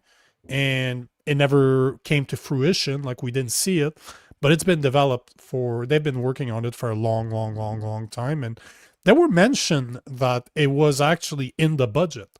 I've heard some rumors that throughout the 500 pages of this beautiful budget here that they do mention digital ID. And I don't know if you saw that, Kevin, but they were talking about it, I think last week, that welfare recipients might be required to sign up for a digital ID in order to continue receiving their money. So this is something that's already happening right now as we speak. So it's not, even Daniel Smith in Alberta talked about a digital ID. I don't care what you say. Oh yeah, but it makes, no, fuck you. It doesn't make things simpler. This is all about control. I don't care who that is. I don't want a digital ID. And even if you agreed, even if you're not a conspiracy theorist, I can tell you from a guy that came from the telecommunication world, governments cannot secure your information. Stop lying to yourself. They are terrible at preventing people from accessing their servers. So even if you believe that the digital ID is a good idea, your information is going to end up on the web because they're not able to secure servers. They just can't. There are very, very few things that digital ID could be used as a benefit, and there are an exorbitant amount of horrible things that it could be used to bring in tyranny. So, the risk reward is not really there, and that's something that I found out during COVID is, people don't have really good risk assessment skills. That's why they were wearing masks and taking vaccines for a non-existent threat. The digital ID is the equivalent of communism. Sounds great on paper, but people forget that it's run by humans, and humans are corruptible, and they like power. Communism sounds awesome on paper. It ain't. Why do you think it's killed more than 100 million people over the past, 100 years, 130 years? And that's why capitalism is, the best system we got, because it tries to factor in human greed. Exactly. It's the best of the worst that we got. Yeah.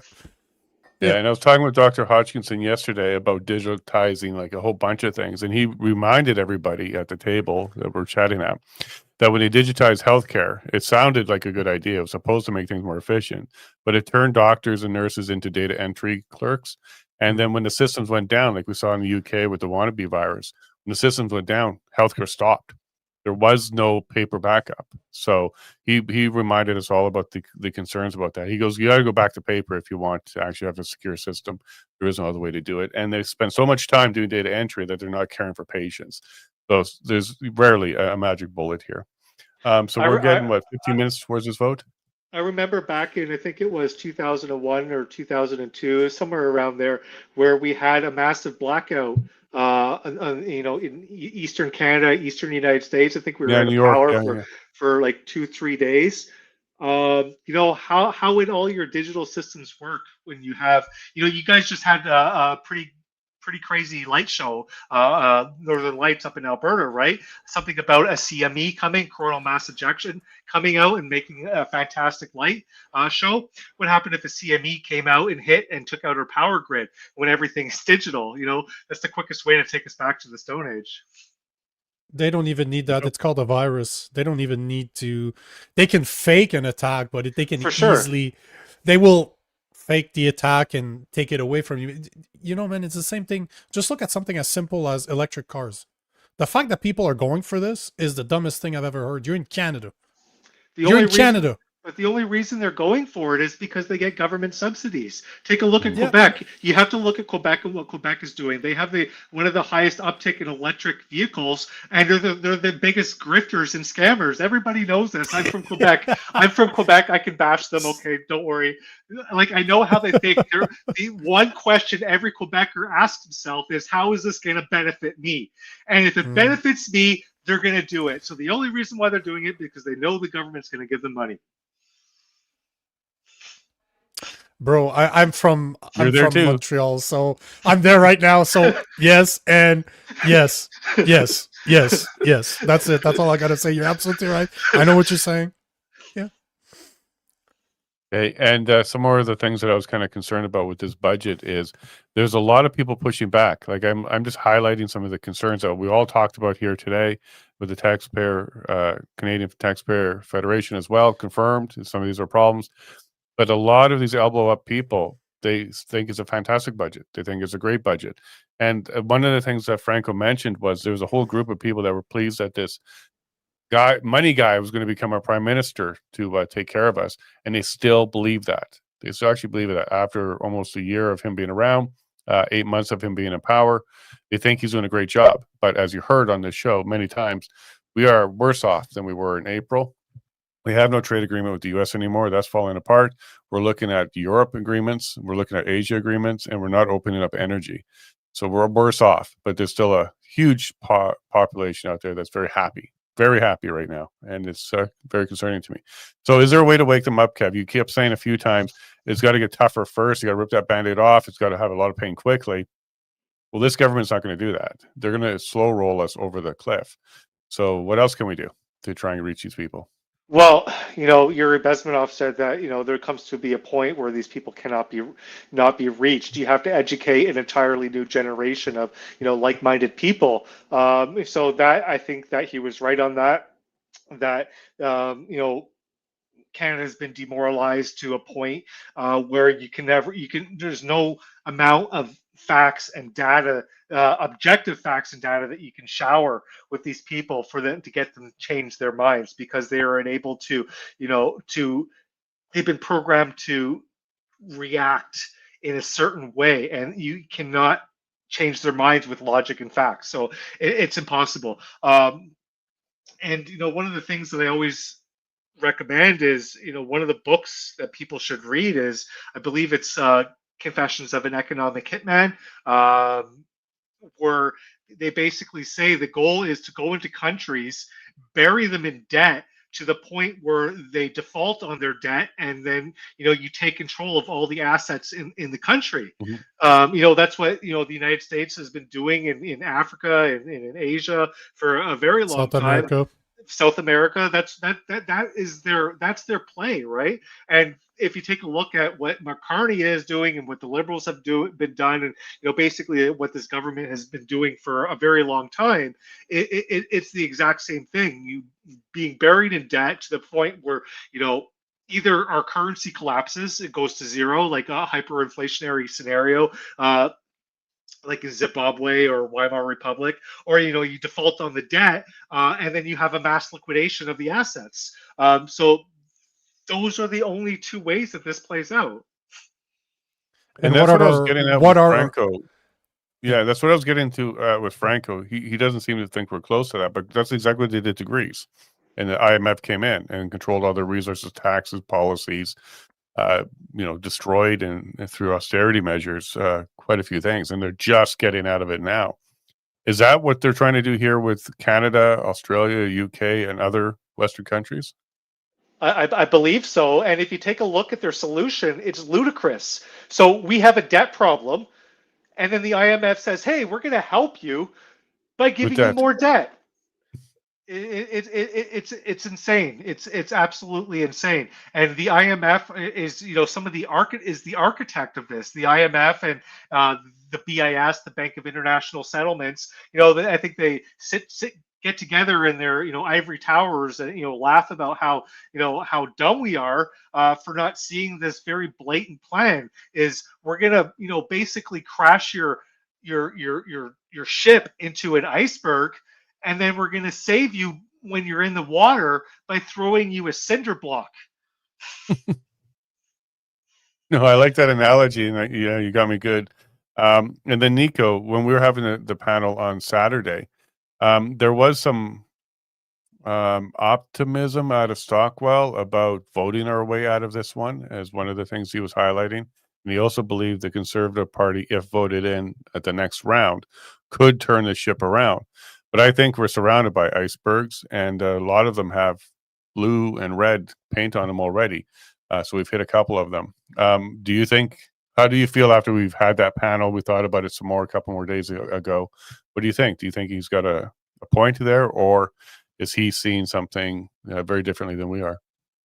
With all due respect to Stockwell Day, he is thinking like a politician that's been in politics or around politics his whole life, or at least for a very, very long time. And I don't think he sees the actual problem. We are not voting our way out of out of the mess that we're in right now. If you still believe, so for sake of argument, let's play devil's advocate for a second. During the last election, Election Canada made a mistake in Terrebonne, right out of Montreal, super close to where I am right now. I was just close to there yesterday. They made a mistake on the letters that they gave for the people that were voting before the election. They didn't put the right address or the right postal code, so some of the votes were sent to the wrong place and were never tabulated. It came out, it went to court, and you know what they told? We're not going to redo a full election, even though they admitted that they knew about the problem, they did not fix the problem. So we literally know that in Canada, it doesn't matter because it was won by one vote. Do you remember that story? One single vote difference between the Liberal and the Bloc Québécois, and the person that brought this up to media would have voted for the Bloc Québécois. So they should have had a re-election. They said no. It doesn't matter. We're not going to have another one. And think about all the people that already voted. No, screw you. If every vote matters, you need to have another election, which they didn't. So they proved to us that our elections are not fair. They are chosen. They chose the Liberal MP over the person that should have been elected, the Bloc Québécois, because supposedly there was a lot more votes that were lost and they were going that way. So we already know that our elections are not secure, that they don't care, and Election Canada is not going to respect what they're supposed to be doing in the first place. So we can't vote ourselves out of this, and let's not even go down the road of the machines that they use for voting and how they're easily manipulated. This has been shown time and time and time again. But the point is that we need to have a change in our politicians altogether, because we can't run a country without politics. But remember, we had Nadine Wellwood on our show last week, and she said we need to put back government in that tiny cage that we let them out of. It needs to be very small. They need to take care of our security, as in military, judiciary, and that's it. All the rest, small government, like Franco was saying, cut everywhere. 1 out of 5 Canadians work for some level of government right now. Municipal, provincial, or some argue that it's 25%, some argue it's 20%, so I'll use a small number, but 1 out of 5 Canadians work for the government. It's unsustainable. We cannot continue the way that we are. We are literally under a government that is ready to do whatever it does, whatever it needs to do, even if it's unconstitutional. Remember the Freedom Trucker? They did something that was unconstitutional. So we have the proof that Election Canada doesn't care about election results. They're gonna, even if it's their fault, they're not gonna do anything about it. We have a government that is taking advantage, that is crushing us, that is crushing dissent. Look at what happened with Chris Barber and Tamara Lynch. They're everywhere that we look, we're seeing bad stuff, and Canadians are like, yeah, we can vote ourselves out of this. So I agree with Kevin that it's going to have to get worse before it gets better. But how much worse is it going to become? Because I strongly believe, man, that the digital ID is the line that we cannot cross. If that line is crossed, I don't know that we can backtrack that. I always think about communism. You know what they say? You can vote communism in, but you'll have to fight to get it out. And I believe that digital ID is that line in the sand, that if we cross it, we're fucked. I think we crossed the Rubicon so long ago, you can't see it anymore. So I think we're already there. So Kev, 2029, is this the next time we're going to have an election? Do you think the next little bit, there's going to be no chance to get the Liberals out? I just don't think it really matters. Like, it really doesn't matter. So if we get the Liberals out, are the Conservatives going to form a majority? Absolutely not. The way that the electorate in Canada is set up is it's set up to guarantee that the Conservative government will never form a majority. So even if they do get in, it'll be a minority government. They have to have a coalition with another party, maybe the NDP. But what is most likely to happen is the media will scream the sky is falling, and within 18 months you'll have a non-confidence vote, and they'll be booted, and you'll have another stuck with a Liberal Party, another Liberal win. So what Nico was talking about with Elections Canada, they don't care about election integrity, election interference. I think also that we have to look at the mainstream media when they're actually using psychological warfare techniques on the Canadian people to manipulate public opinion, to get them to vote the way that they want. That whole elbows up campaign was created by the Liberal Party way before they actually announced it. Right? They actually had internal polling done on it. This was a propaganda tool that they decided to use against the Canadian people. So yes, you have Elections Canada that we can't be trustworthy, and then you have mainstream media that is actually working with the natural ruling party of Canada, which is the Liberal Party, to keep that money flowing, right? To keep those wheels greased, because the Liberal Party, they always seem to bail out the media, give them billions of dollars, hire civil servants, they always make sure that their own is taken care of. So now there's such a fortress, or this strong field that's being built around this natural governing party, that nothing short of a bulldozer is needed to come in and knock that out. And that bulldozer would be somewhere like maybe like a melee, like I was talking about earlier. But I don't see that happening. So the only way that these walls can come down is for things to get much worse, and people will unfortunately have to lose everything. Maybe when the next trick Mark Carney pulls is trying to figure out how to take all the equity in the boomers real estate before they can pass it on to the next generation, right?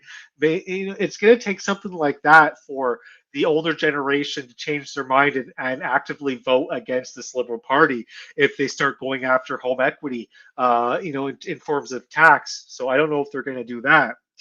So we would literally have to wait for an entire generation of people to die before things could actually get better. And that sounds cynical, but I think about this a lot. And then they managed to import millions of people from the third world just in time to offset the boomers that are dying off. So what are you It's all going a to do? coincidence, Kev. All a coincidence. I don't know what you're talking about. This is all coincidental. It has nothing to do with anything, right? Mass immigration is just, we didn't plan this. Yeah, go ahead, Jason. Yeah, let me bring up this post from Kev as well, because I think it nails everything. Liberals are trying to convince us that life in Canada is great and people are making more money than ever before, ... while simultaneously telling us that kids are going hungry because their parents can't afford to feed them. Nothing says a strong economy like child poverty. 25.5% of households in Canada brother. cannot afford. Yeah, go ahead. And that was a video that I pulled from the House of Commons of two. They're giving two completely opposite talks. It's like Orwellian. It's insane.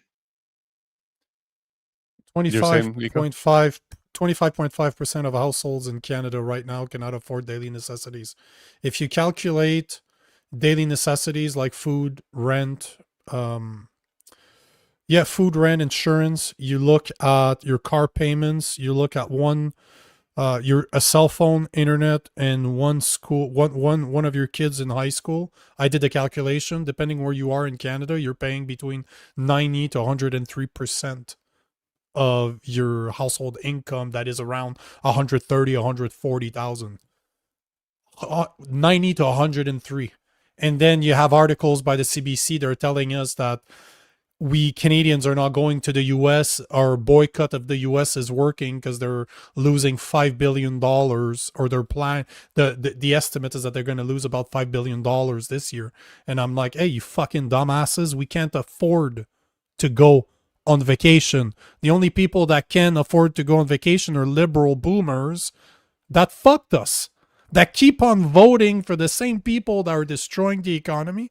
And the worst part is they're literally giving the bill to their grandchildren. This is what blows my mind the most about this, is that those baby boomers are literally putting it on the back of their grandchildren to fix the tab. They're the ones that are going to be they're going to be facing the problem, because those baby boomers, they're going to be fine. It's like they climbed up the ladder and pulled the ladder up after them, so nobody else could come up. And they think that they deserve it. This is the worst part. Talk to those baby boomers. They're going to tell you that we've worked so long to do this. We deserve this. You lived in the best time in North American history. From the Second World War to today, you guys have never faced anything. You were given jobs where you could literally work at the grocery store. Your wife stayed home. You had 2 cars, a house, and you had 2 kids at home. Like, it's insane. They still, most of them believe that we still live in the same Canada I grew up in the 80s. It's absolutely insane to be so far disconnected from the reality. But at the same time, are you surprised when we're ran by politicians that are not hurting for anything, that also don't live in the real world? They don't understand what it is to be a Canadian that's suffering, that can't afford daily necessities. So are you that surprised that the boomers are still voting for them? I'm not. And that's another reason why, I can't get behind, Pierre Poilievre's message of, we care so much about, the poor, and we care so much about this, when, everything that he has is taxpayer funded. You know what would give Pierre Poilievre more credibility? Say, you know what? I'm not going to take all of this. I'm going to pay my own way. And he has never said that. He has never done that. He's never worked in the private sector. He's just another lifelong civil servant. And the only thing worse than a career politician is a central banker. And when your choice in an election is a career politician versus a central banker, you don't have a choice. Yeah, I was asked in church today, is Mark Carney really as bad as some of you guys are saying? And I had to look the guy straight in the eyes. He's worse. Yeah, he's much worse. Because I had to correct myself, because I once called him a globalist. But no, he's the globalist. Like, he's the one behind the globalist. He's definitely a lot worse than we think, that we know. And I think we're going in a really bad direction. I know this budget's going to pass for sure. Sorry, bud. I did work my ass off. Yeah, you did. Well, yes. I don't think that's. I was really just going to answer him. Answer him over text. So, Wilf, I'm not saying you didn't. What I'm saying is that we're not living in the world that you did. Back then, you didn't have to work the way that you could afford a house, to have kids, to have 2 cars, to have vacations every year on one salary. And that salary didn't in your need early to make, 20s. Yeah, you didn't have to you make could do that. 300 grand a year either to do it, is my point. The vast majority of Canadians could afford this lifestyle that no longer exists. And the reason the boomers are still voting for the people that are destroying us is because they think that lifestyle still exists. They're not hurting. The average boomer is not hurting. Fraser Institute came out with numbers, and they were saying it was something ludicrous, between 30 to 40% of the average Canadian could not afford $1,000 if it needed to come out of their account right now. If they needed to spend $1,000 on an emergency, they couldn't afford it. For the boomers, it was less than 18% or 19%. So it's completely ludicrous. It's literally around 2 to 3 times more average individuals, like just 18 to 55, than the boomers. So they're not living in the same reality. And Wilf, you're on my show every day, so you know what I'm saying. I'm not attacking you, but we have to come to the conclusion that a lot of the liberal boomers out there just don't care about their grandchildren. They care more about themselves because they believe that they're entitled to whatever that they have. Lifelong. Yet, but you said it perfectly, Kevin. It's like we got up the ladder and then, yep, we're just pulling that ladder and, yeah, sorry, no ladder for you. Yeah, and I think that the people that we're, really talking about is, the lifelong civil servants, the people that worked for the government their whole life that thinks that they work so hard. There's nobody more entitled than a government worker. They work literally maybe 10 hours a week, think that they work 80, and now they're all sitting on their COLA pensions, right? Cost of living adjusted pensions that continue to go up as, even as they're retired. Whereas people in the private sector, you don't have COLA adjusted pensions. So these people that, did the bare minimum, they're like the Homer Simpsons. These people are the Homer Simpsons that did the bare minimum, drifted through life, got everything they wanted, and feel that they're entitled and didn't work for it. The people that are on your show, these are not the people that we're talking about. I want to take another one if you don't mind here, Jason, because this one is bang. I agree with most points y'all are making, but are there answers to your critique? It's easier to criticize. Pierre Poilievre is the best thing that we have going on. No, he's not. That's basically what we've been saying from the get-go. We even had Franco an hour and a half ago say, top 3 thing, cut their salaries, cut the government, and then stop foreign aid. Like, that's 3 things right there that we could do. None of the politicians are talking about that. 0. None of them want that. We need them to take a cut. We need them to cut through their own government. We need to remove spending. Don't even think about balancing a budget. That's never going to be brought up in a conversation ever fucking again. But there are many ways that we can do it, but there's no politicians talking about this. So you know what the answer is? Unfortunately, and Jim Kurz, like Kevin said, and I agree with him, I say this all the time. You know what the solution is? Enjoy the show, man. Hopefully you can afford popcorn. Enjoy the show and let it break down even more, because that is the only solution right now. Until people wake up to the fact that we're sinking, there's nothing that we can do except try to wake them up. That's it. Like, I literally feel, Jim, I feel like in almost every single movie that has an apocalypse coming, there's always that crazy guy, that long hair, scruffy beard, he's shirtless on the sidewalk, and he's like, the end is coming, the end is coming. That's what I've been doing for 4 years, and it seems that even though I scream, I don't even scream, I present fact to people. I'll present facts, I'll present numbers, and I'll show you what's actually going on. People just don't want to swallow that red pill because it's too big of a pill to swallow to understand that our government is not there to save us. There's no political party out there that's here to save us. It doesn't matter that they're in blue or they're in red. They all work for the same people. Just look at the sworn-in ceremony of the ministers that happened 6 months ago. Who did they swear allegiance to? Was it Canada? No, it was the crown. You know, the leader of the Commonwealth, the guy that actually runs this country. That's where the allegiance is. It's not in Canada. That needs to be fixed. If the people that represent us are not pledging allegiance to us, what does that tell you? And I kind of want to support Jim a little bit, because the mentality of the lesser of 2 evils is a good choice is part of the problem. He may be right out of all the evil choices. Pierre is the less evil, even just by a little bit. But that mentality is what's troubling. We saw in the last election that all third parties took a huge hit. The 2-party system is what won in that last election. And that's where we're stuck. We're stuck in the Westminster system, and we need to get out of that. Now, whether we do it province by province, like Alberta, Quebec, and others leaving it completely and doing what they need to do, we can have trade with our partners and our neighbors, but we need to get out of that system because it's designed and built way before we came along to keep us complicit and compliant to what they're trying to do. So Jim, was it Jim? I think it was. He made a good point. But that's kind of also the problem. His point is the problem. It's the lesser of 2 evils, and they're both evil, and we got to get out of that system completely. But I don't think Canada's ready for that. But Alberta could be, Quebec could be. So 2026, 2027 could be 2 major years for this particular portion of the conversation. And get behind change.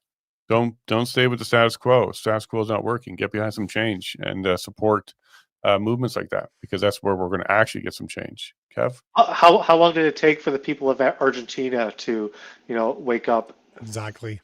20 years, 30 years. Yeah. In Mexico right It's- now, like the Gen X is or Gen Z is pushing hard right now in Mexico. That's going to be the generation that changes things. Like I said, you literally need an entire generation of people to disappear and to re-educate a new generation of people. And it's not me that said this. Is Yuri Bezmenov that said this in the 80s. He knew all of this, right? He tried to warn us. We just didn't listen. So that's what it's going to take. So that's why what we have to focus on is the things that matter is maybe teaching your child valuable skills, how to work with your hands, electrician, plumber, pipe fitter, mechanic, and not these useless liberal arts degrees that they're going to spend tens of thousands of dollars going through college or university only to work at a Burger King if they're lucky, or maybe live on welfare. So if your child goes to a public indoctrination camp, public school, at least try to spend the equal and opposite amount of time trying to uneducate them and re-educate them on the dangers of big governments and communist ideology that's being pumped into their soft heads for 8 hours a day for over a decade. They played the long game on us, right? This plan didn't start last week, last year or 10 years ago. This plan started, a very, very long time ago. So, if this is a marathon, we just showed up to the starting line and they're already, sipping water at the finish line. They're so far ahead of us. So the only way that we can change the game is to, reset the game and use their own rules against them, and basically say, okay, this generation is lost. Let's start focusing on the next generation.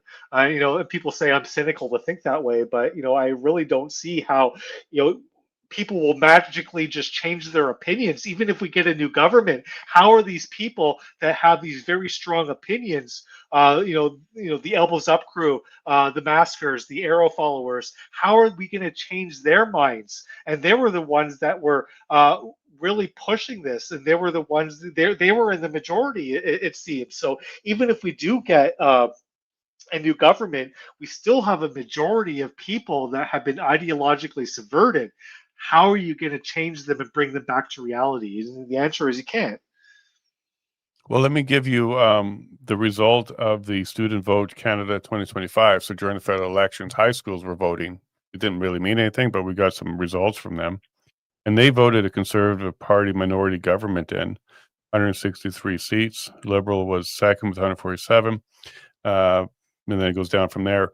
But they were conservative. They were voting conservative. So they're a little bit more conservative than their parents and their grandparents are. So that's a good sign. Okay, so maybe the Gen Z are headed in the right direction. They're also a lot more Catholic than they used to be. They definitely have a lot more faith. And they're probably responding to the fact that we used to have first-time home buyers. The average age was in the early 20s, and today it's 40. So the average first-time home buyer is 40 years old now. So they're probably responding to that market. No jobs, no homes, no future, no babies, and they want you will owe nothing and be happy type thing. Yeah, and they're catching on to it, and they don't want to do what their grandparents and parents are doing, which is liberal.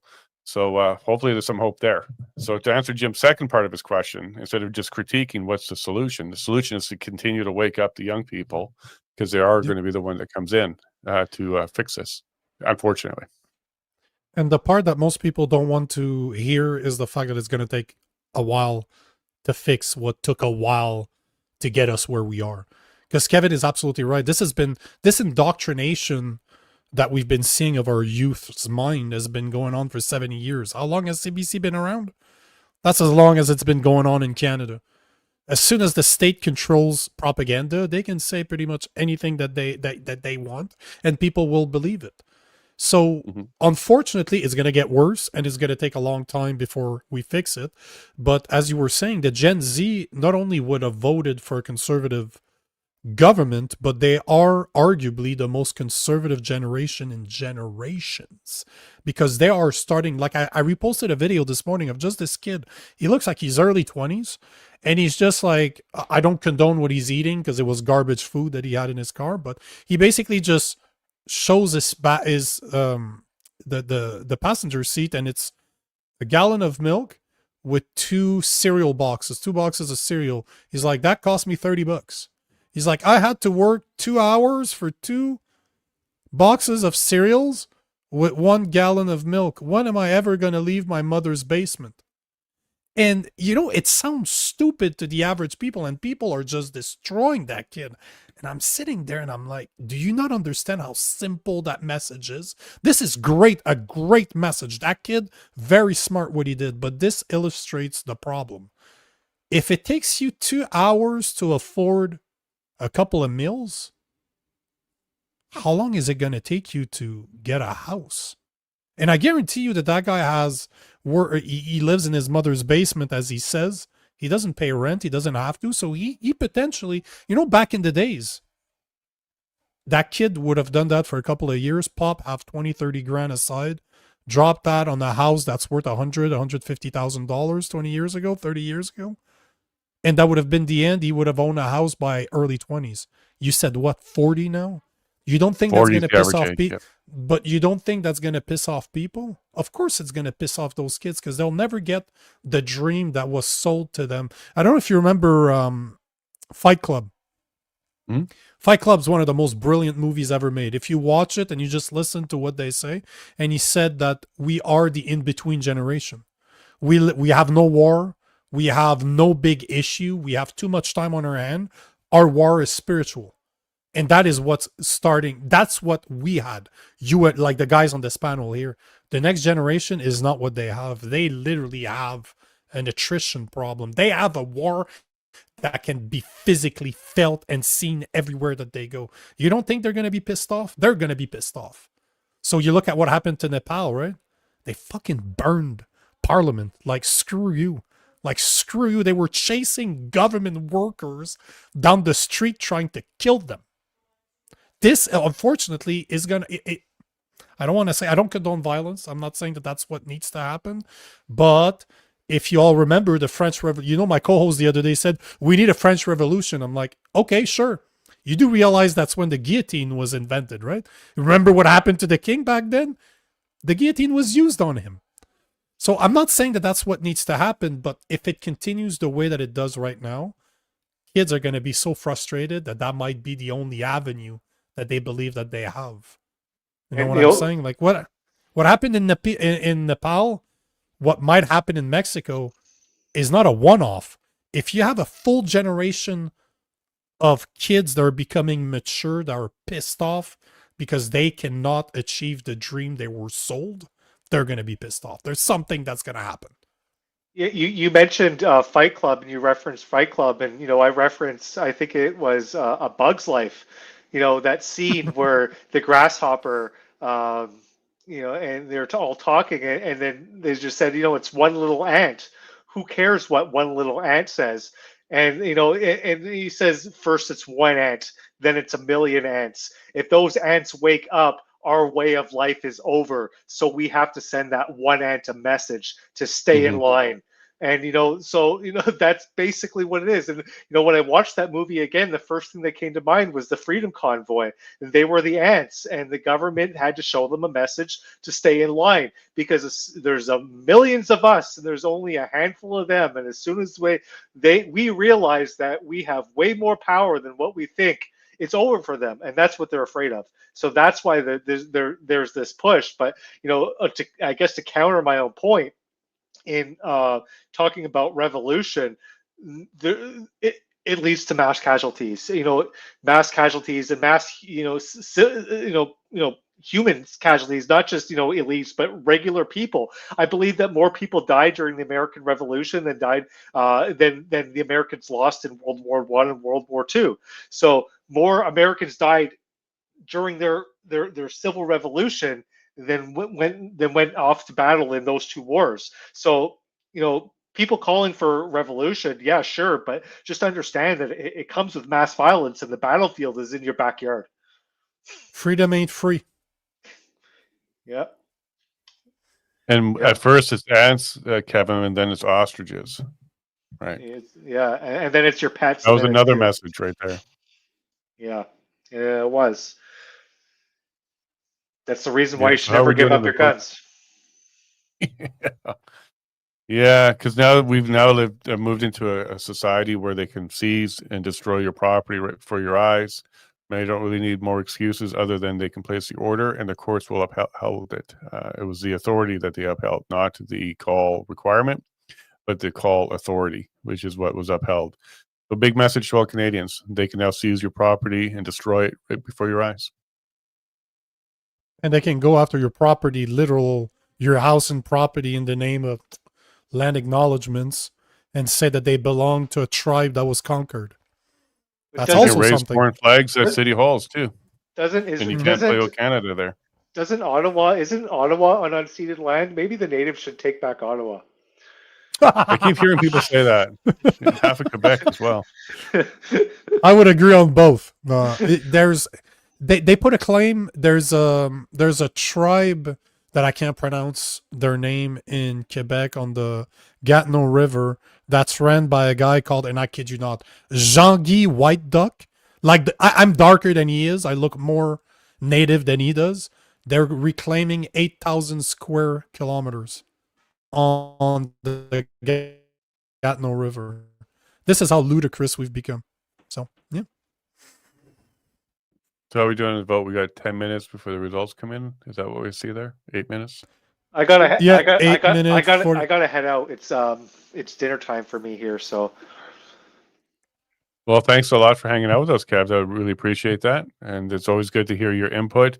And yeah, I think you have a nice level head that has good fiscal responsibility in it, and you sound pretty fed up, but you're still helping us out to have these conversations. So I appreciate that, man. Yeah, anytime. Anyways, Nico, Jason, thanks for having me on, and I'll see you guys later. See you later, man. And then there were two. And then there were two. But this was a good episode because I really enjoyed the taxpayer conversation. That was cool. Yep. One of the things, and I don't want to bash people when I say this, but no matter where I look, it seems there's still a bit of naivete out there where they still think that voting will fix the problem that we're in. Because when I kind of push back on the conservative party, I saw their reaction in their eyes, like, ooh, got to be careful here. Like we can't go too far down that road. And it kind of, I don't want to say it bothers me, but it kind of surprises me that we shouldn't, as conservative, or at least more conservative leaning people, we shouldn't be the first to criticize our leaders. Is it me that's wrong here? But to me, I would expect people to criticize me. If you're on my show and you listen to me and I'm wrong, and you know that I'm wrong, I expect you to tell me. I expect you to tell me in the comments. I'll address it. It has happened before and it will happen again. It's a matter of time before I fuck up again, right? That I say something that is wrong, and guess what? I'll own it, but I expect my audience to tell me that I'm wrong. Well, it's tribal. And we grew up, cheering for your team, and your team can do no wrong. The other team does everything wrong. So the slash that your team does, let it go. The other team gets a slash. You want to gain misconduct. We're tribal that way, and that's how we play.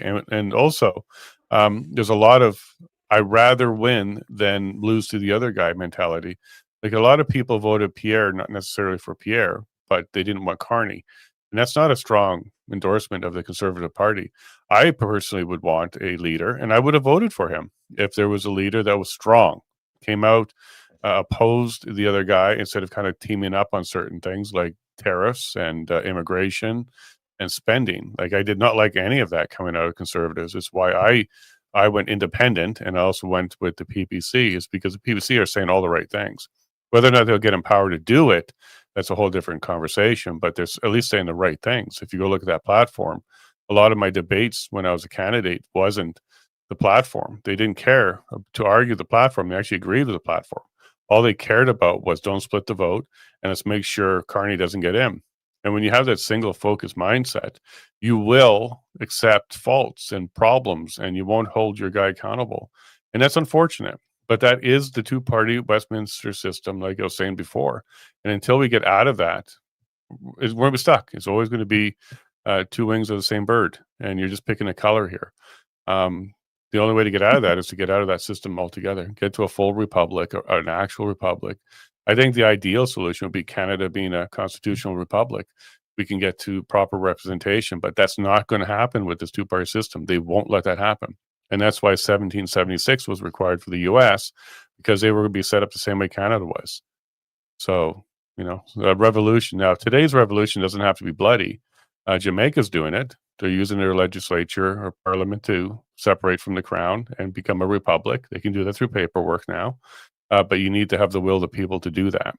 We're just too indoctrinated at this stage. It may be the next generation that does that. But the separation of Canada into individual republics like Alberta, Quebec, Saskatchewan, Northern BC might be the way forward.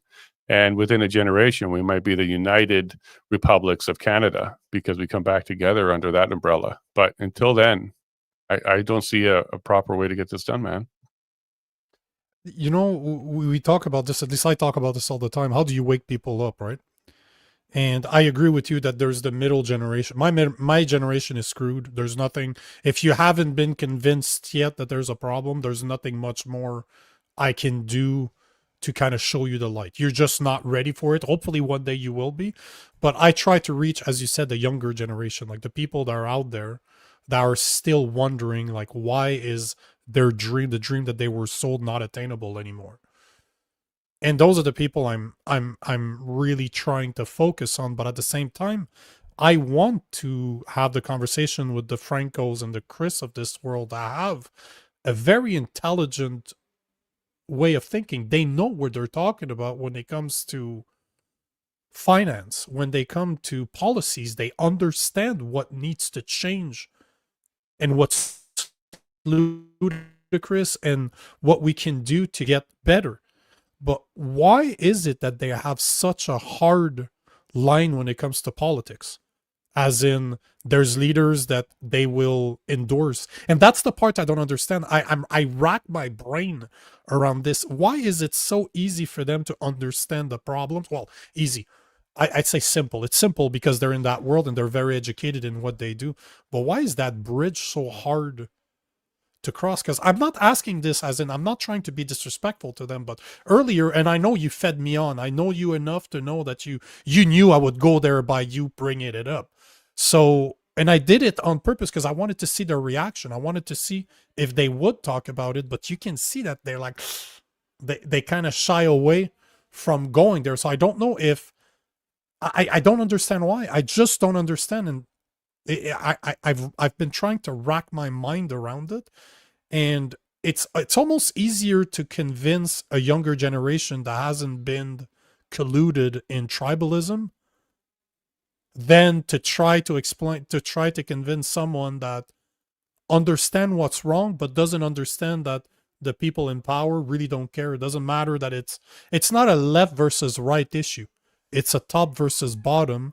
And both the liberals and the conservatives are part of that top problem. They're not on our side. They're not with us. They're with them, representing people that don't stand for us. Well, it could be also the lack of faith. Like if you ask the average person right now, who's the most powerful force right now? A lot of people might say Trump, some of them may say Carney, but the answer is God Almighty. And a lot of people don't do that anymore. Good news, though, is the younger generation is. We're seeing at our church, it's filling up all the time. Like we're have to expand now. It's getting so full. So there may be some hope there. But when you put your faith in your government and you think your government is your savior, then you're going to be trying to vote your savior in order to save everybody. That's misguided. No government is a savior. There's actually they're the opposite of a savior. They're not there to save you. They're there to govern you. And when more people wake up to that, I think it's going to be helpful. But it's not going to happen overnight. It's not going to be one bad budget. And it may not be until we're bankrupt and IMF is coming in and telling us what we need to do, because Greece woke up after that. Argentina, Mexico starting to. It's when you get super poor that you start to wake up on that. And our boomers, and I'm not using that in a derogatory term because we got in trouble on our show this morning using the term boomers. It's not a derogatory term. It's the categorization of the baby boomers of the World War II people, the generation there. They don't know what rough is like. They grew up working hard and they were able to keep most of it. Their taxes went up, but not to the point where they weren't able to go ahead and have a good life, raise their kids, have their assets and homes. If they go on after home equity taxes and start bringing that kind of stuff in, if the pension fails, the CPP fails, and cost of living keeps going up the way it is, eventually even they're going to feel the squeeze. And at that point, maybe that might be enough to tip the scales. And we don't have to wait for them to die out, like Kevin was saying. We just have to wait for them to pour out, like actually become poor, and then they'll start to change their vote. But unfortunately, Nico, the way it's set up, it's going to be the less liberal that gets in there next, and it's not going to be a savior. So when they stop trying to get the government to save you, and maybe put your face somewhere else and then become independent and focus on it yourself, maybe then we'll be able to right this ship. But I don't see that happening anytime soon. So it looks like here the vote's all done. Obviously, it passed.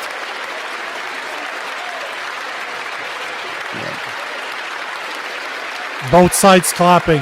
Awesome. If you want a better representation of a uniparty, there you What have was it. the final vote? Have they shared that yet? They haven't shown it yet, but you can imagine. Yeah, I'm very curious. Why are both sides plotting?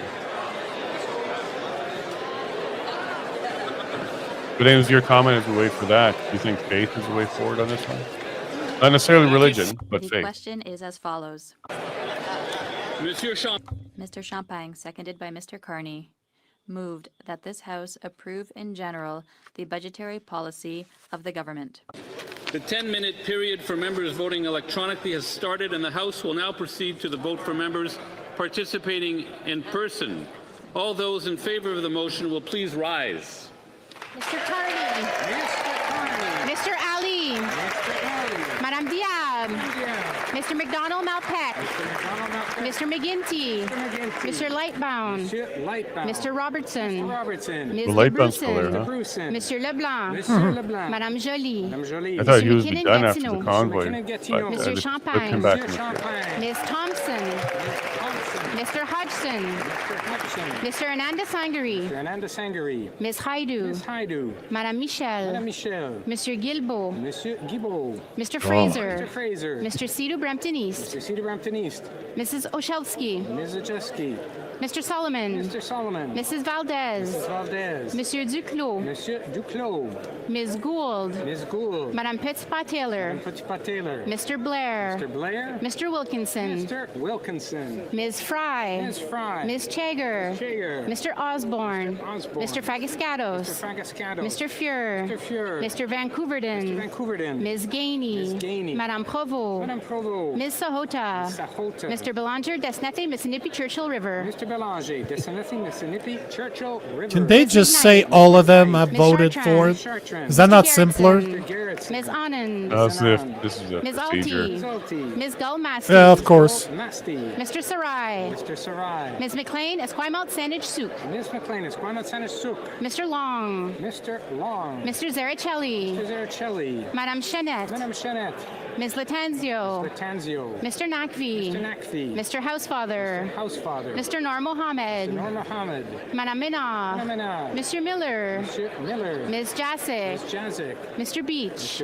Ms. Scroll. Mr. Duguid. Mr. Erskine Smith. Mr. Fisher. A politician called Do Good. That's an oxymoron right there. House Mr. Father was Louis another one I Kitchener-Conestoga. giggled at. Louis Kitchener-Conestoga. Mr. Assassi. Sassy. Mr. Grant. Mr. Grant. Mr. Letao. Mr. Letao. Mr. Bardizi. Bardizi. Madame Kayabaga. Kayabaga. Mr. Lamoureux. Mr. Lamoureux. Madame Brière. Brière. Mr. Turnbull. I think Serena's right. Mr. Calloway. They're earning their paychecks right now. Mr. Gay. Mr. Hogan. They're protecting Hard the work. Madame free- Koutrakis. Yeah. Ms. Chi. Chi. Mr. Miles. Mr. Miles. Mr. Biddle. Mr. Biddle. Monsieur Cormier. Mr. Cormier. Ms. Dillon. Dillon. Ms. Zerowitz. Zerowitz. Monsieur El Khoury. Mr. Khoury. Monsieur Fergus. Mr. Fergus. Mr. Fonseca. Mr. Fonseca. Monsieur Yacono. Monsieur Yakano. Ms. Khalid. Ms. Khalid. Monsieur Lozon. Mr. Lozon. Mr. Maloney. Mr. Maloney. Ms. Suds. What would our Madame system be like if there were no Desrochers. parties? Ms. McKelvey. Everybody was a Mr. representative. Gasparo. That's it. Was just an Mr. independent. Henley. Yeah. Madame Rochefort. Madame Rochefort. Mr. And they Casey. voted the way Mr. Blois. they're conscious of Madame morals Bendayan. and constitutional Madame law. Fortier. Madame Fortier. What Mr. a Oliphant. concept would Mr. that be? Eh? Baptiste. Mr. Baptiste. Mr. Clausen. That was Madame originally Navac. designed for the parties to go over. Ramsey. Yeah. Monsieur Ramsey. Ms. Church. Church. Mr. McKinnon. That's what people Port think they're Coquitlam. doing when they're Mr. voting McKinnon, for representation, but they're not. Mr. Morrissey. No. Morrissey. Monsieur Shifke. Monsieur Shifke. Mr. Sheehan. The fact that we still have a Sheehan. concept Ms. of a Cedar whip, Brampton South. Cedar Brampton people South. have, they're Ms. fine with that. Vandenbeld. Mrs. says everything right Zaid. there. Mrs. Zaid. Whip is a Ms. Yip. term to get somebody Mr. back in the Baker. shape, just like slaves, Monsieur right? D'Entremont. Mr. D'Entremont. Madame Lalonde. Madame Lalonde. Mr. Pulowski. Pawlowski. Mr. Weiler. Mr. Weiler. Monsieur Zuberi. Zuberi. Mr. Eolfson. Mr. Eolfson. Madame Lapointe, Rivière de Mille-Îles. Madame Lapointe. Rivière des Mille-Îles. Mr. Baines. Mr. Baines. Mr. Cotto. Mr. Cotto. Mr. Gahir. Mr. Gahir. Miss Hefner. Hefner. Madame Lapointe Sudbury. Madame Lapointe Sudbury. Mr. Souza. Mr. Souza. Mr. Carr. Mr. Carr. Miss Akan. Cullen. Mr. Al Saoud. Mr. Al Saoud. Monsieur, Madame Auguste. Madame Auguste. Mr. Chang. Mr. Chang. Mr. Clark. That's the girl Mr. that Connors. got the Terrebonne. Madame Auguste. That's the girl that got Terrebonne by Monsieur one Deschamps vote, Thériault. Mr. Deschamps. where they Oh, refused wow. to recount. Yeah. Madame Mendez. Yeah, that should have been a runoff Miss election Miss of just the Fancy. two. Fancy. Mr. Fanjoy. Fanjoy. Mr. Greaves. Mr. Green. Ms. You don't need a whole new Harrison. federal Miss election, just a Hurdle. by-election. of Monsieur just the Joseph. two. Yep. Mr. candidates. Lavoie. Lavoie. Mr. McDonald Mr. Cardigan. McDonald Cardigan. Mr. Millette Bay of Quinty. Millet Bay of Quinty. Ms. Miedema. Ms. Miedema. Madame Mingarelli. Madame Mingarelli. Ms. Nathan. Ms. Nathan. Ms. Wien. Ms. Wien. Mr. Tumba. Monsieur Tumba. Ms. O'Rourke. Ms. O'Rourke. Mr. Rana. Mr. Rana. Ms. Royer. Mr. Royer. Mr. Saini. Mr. Saini. Monsieur Sari. Monsieur Sari. Mr. Sawatsky. Mr. Sawatsky. Ms. Sodi. Ms. Sodi. Mr. St. Pierre. Mr. St. Pierre. Ms. Tesser Dirksen. Tesser Dirksen. Monsieur Villeneuve. Mr. Villeneuve. Monsieur Watchorn. Monsieur Watchhorn. Ms. May. Ms. May. And there you go. She gave it away. Well, it's a good thing she's wearing green for the snake skin. Que tous- All those opposed to the motion. que tous ceux qui sont All those opposed to the motion will please rise. Monsieur Poliev. Mr. Collier. Mr. Doherty. Doherty. Mr. Schmale. Schmale. I don't know if we have to go through all this. Mr. So Bazan. Mr. Bazan. it's exactly Block. the way we Mrs. thought. Mrs. Thomas. So Thomas. abstain. No. So Deltel. NDP Monsieur abstain. Paulus. Mr. Paulus. Mr. Upal. Mr. Upal. Ms. Landsman. Ms. Landsman. Mr. Halan. So, you know, man, it's exactly what I was saying earlier. Now, this is just a show for the masses. This is bread and circuses. If they really wanted to collapse, Mr. Albert. if they wanted to dissolve Parliament, they had the chance to do it 2 weeks ago. Mr. Aitchison. The Bloc Québécois, the NDP, the Green voted for the amendments of the Bloc. The Conservatives sided with the Liberals. Mr. Duncan. Mr. Duncan. Mr. I don't know what it's going to take for people to wake up that this is just, you know, I call it, I don't remember how Kevin called it earlier, but I call it WWE for adults. This is, instead of being shirtless and on steroids, you have a bunch of feminine men in suits. That's what I see. That's the only fucking difference. Absolutely insane. It's theatrics. It's just, and he gets up and he buttons up his shirt and he's all proud. I'm like, proud of what? Mr. Steinley. Proud of what? That you still have a job? Mr. Baldinelli. Well, I think at this stage, what Pierre might be proud of is the fact that the other two CPC members that were going to cross the floor didn't, and they were able to stop that. That's the only pride he could take from this, because it still could have happened. Ms. Rude. Mr. Ho. And you know what I'm the most curious to see now is how the Big C conservative are going to be praising the Conservative Party for standing up to Carney's budget. Oh, they tried. They tried their best, but it didn't happen. But they'll never mention what happened 2 weeks ago that I repeated like 3 times on this show already. Like, you know, it takes a lot of mental gymnastic to convince me that a woman can have a penis, but it takes a lot of mental gymnastic for a small C conservative to still be a big C Conservative Party follower. And look, they could have tried to negotiate, remove a bunch of things out of the budget to gain the support of the Conservative Party. It is very clear that the Liberals have no desire to work with Conservatives, full stop. And this should be yet another shot across the bow for Alberta. There's nothing coming down the pipe for us as well. Pun intended on that one. Well played, sir. Yeah. So we got 2 more weeks.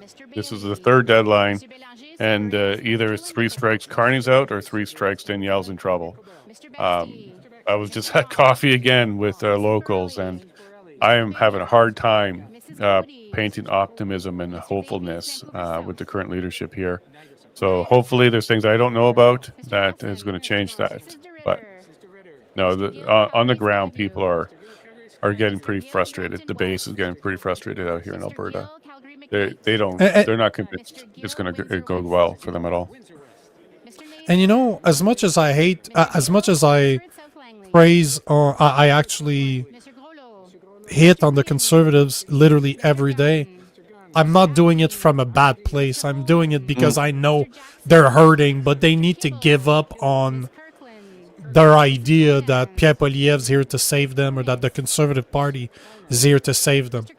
This is the part this is what I'm really trying to make them realize, is that we're on our own. If you want this to change, we need to take over. Just regular people need to take over. Because what's going on right now, how can you condone this? How can you condone what we're seeing right now? Well, it's a very scary proposition, though, for people on that you're speaking to right now. Because what do you want them to do? Not vote? A vote for another candidate that can't get in? Shed votes so that there's more Liberal that gets in? That's what's going through their mind. It's a very tough proposition that you're providing there, and I know that because I spoke to a lot of these people. Like Pierre pivoted when Carney came in because he kneecapped him. It took away the carbon tax debate. No carbon tax. That went out the window. Trudeau went out the window. And then they aligned on too many things. If he took a complete opposite perspective, for example, deportation of illegals, started to run with that, financial responsibility in the government, fiscal responsibility, ran with that. Just like what we heard Franco say. If he ran against Ottawa, he may have done a lot better. I probably would have been behind him supporting it. I want a strong conservative, right-leaning leader. I don't know who that's going to be, but certainly not Pierre at this stage. I think he's proven time and time again. Maybe the one opportunity is during this leadership review, if he ends up losing it and somebody else comes up, because there is a group of new CPC MPs. We're not around during Bill C4 and some of the other stuff, but they're brand new. Inside of there may be a couple potential new leaders that may be able like to Aaron step up. Gunn. People seem to Aaron like Gunn's Aaron cool. Gunn. Yeah, there's a couple of them, but Aaron Gunn, yeah, he's cool. I don't dislike him. But there's a couple in that new class of CPC MPs. There's a couple that could step forward here. Leslyn Lewis. That's the electronic vote. Leslyn Lewis. But you know we had Dallas Brody on the show yesterday. There you go. So abstained. NDP abstained. Yep. So yeah, they NDP said they abstained. would. Yeah, they said they go. would. You might as I just well wanted just to give it confirm away that. to them. Might as well give it to the Liberal at this point. You're just Well, not. that means right now correct- that a majority of people in the House did not vote for it. Some of them abstained. Yeah, but if you, I think it was in The Prince, Machiavelli says that the worst thing that you can be is undecided. You have 2 choices in decisions. You either are for it or against it. Because if you're always lukewarm, you're always in the middle, and you don't want to take a decision, both sides will hate you. At least if somebody votes against me and has the balls to tell it to my face, to stand up to me, I'll have respect for that person, and I know how they are. I can have an idea of the type of person I'm dealing with. Somebody that's in the middle that never takes a decision, you can't trust them at all because you never know how they're going to react. So how can you trust them? Well, Elizabeth May, I think, just ended her career, though. Like, I don't think she Oh, has yeah. any intention to come back now. Like, her constituents are not going to like what she did there. She could have abstained for save a little bit of face or voted no, which is what they would have wanted. But there you go. So I think her career is going to be over. This is the last time we'll see her do a term. And I wonder why she did that. Do you think she got some sort of something out of this? Free alcohol for life, I would say that's probably all it takes to get Elizabeth Bay on your side. Yeah. Kevin posted something that was hilarious. Like, one way we could deal with this is cash in all of her empties, and we won't have deficit spending anymore. Something Free along those election. lines. Free election. Yeah. All right, brother. Well, there we go. We've got the answer. It passes. The ship is still sinking. None of the holes got plugged, and they're going to take us all down with them. I hope the lifeboat of Alberta is ready for this, and Quebec, and maybe some other provinces. Because that would be the only thing that would shake up this government, is if there's a referendum vote for separation, and then you enter negotiation. But I don't know if there's enough respect for Albertans for the federal government to do anything, even in that situation.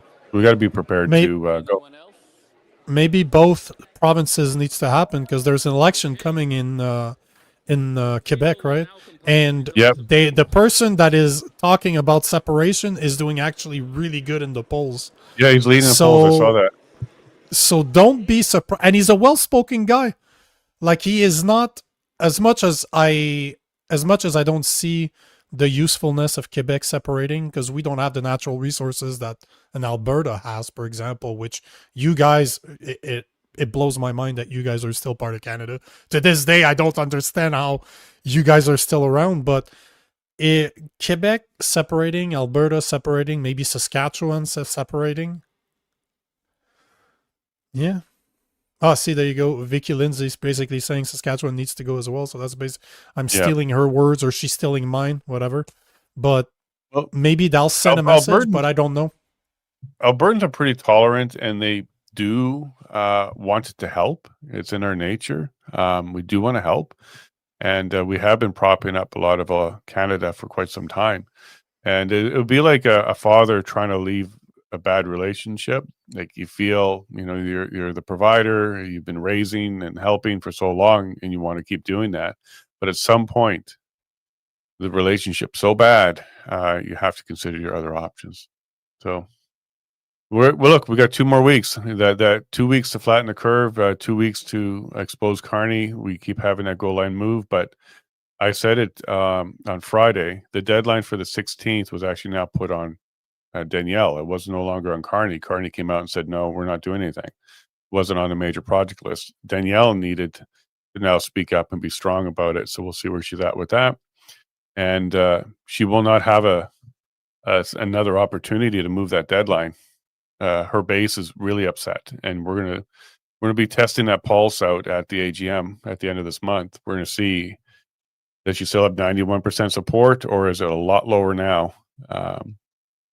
Probably a lot lower.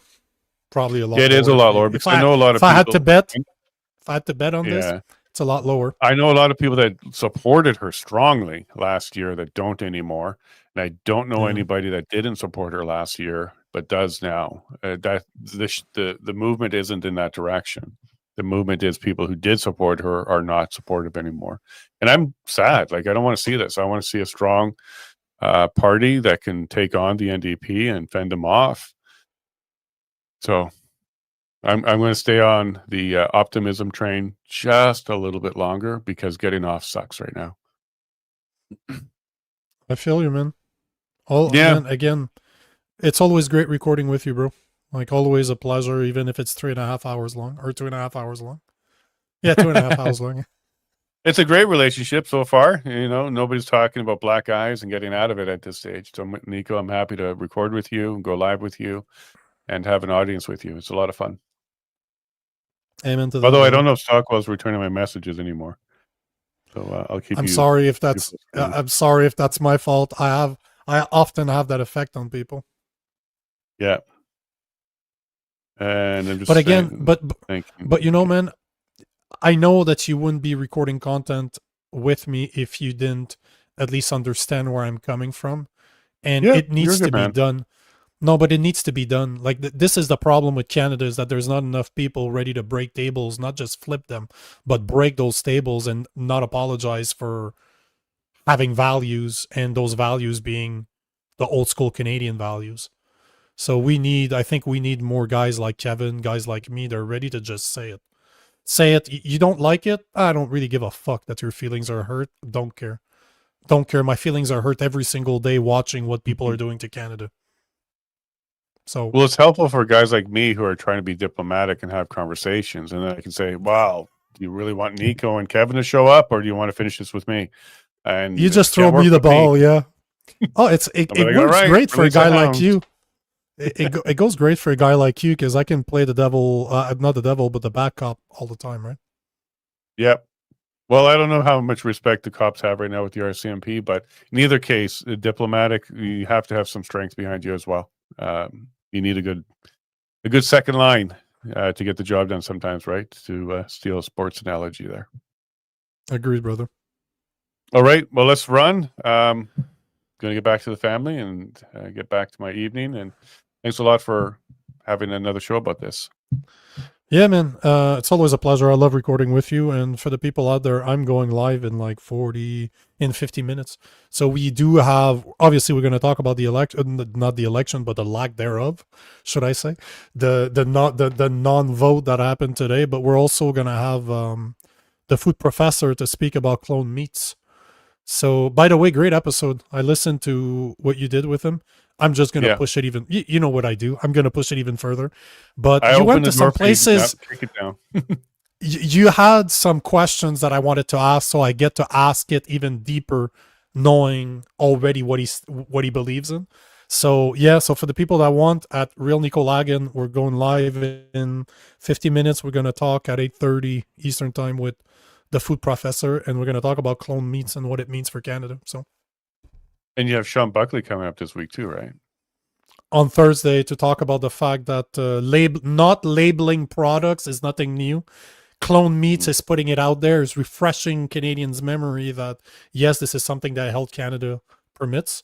But Sean Buckley is going to come on the show to speak about the past 30 years of fighting Health Canada and how not labeling products is not something new. That's something that Health Canada has the right to choose not to do. So that's insane. That's absolutely insane that they get to pick and choose. Oh yeah, but not this one. That's okay. You don't need to tell us what that actually is. People don't need to know that. So yeah. Well, have yourself a great show. It's going to be a good one. I'll probably check it out. See how far you can push this guy. And he's right here in Montreal too. I should probably go meet him one time to speak to him face to face. We'll go flip that dinner table on him then with that clone meat on there. Brother, again, we'll see you soon. And thanks for the people in the audience. Thanks for the comments. It's always a pleasure. Without you guys, we wouldn't do what we do. So thanks for being here. Take care and God bless.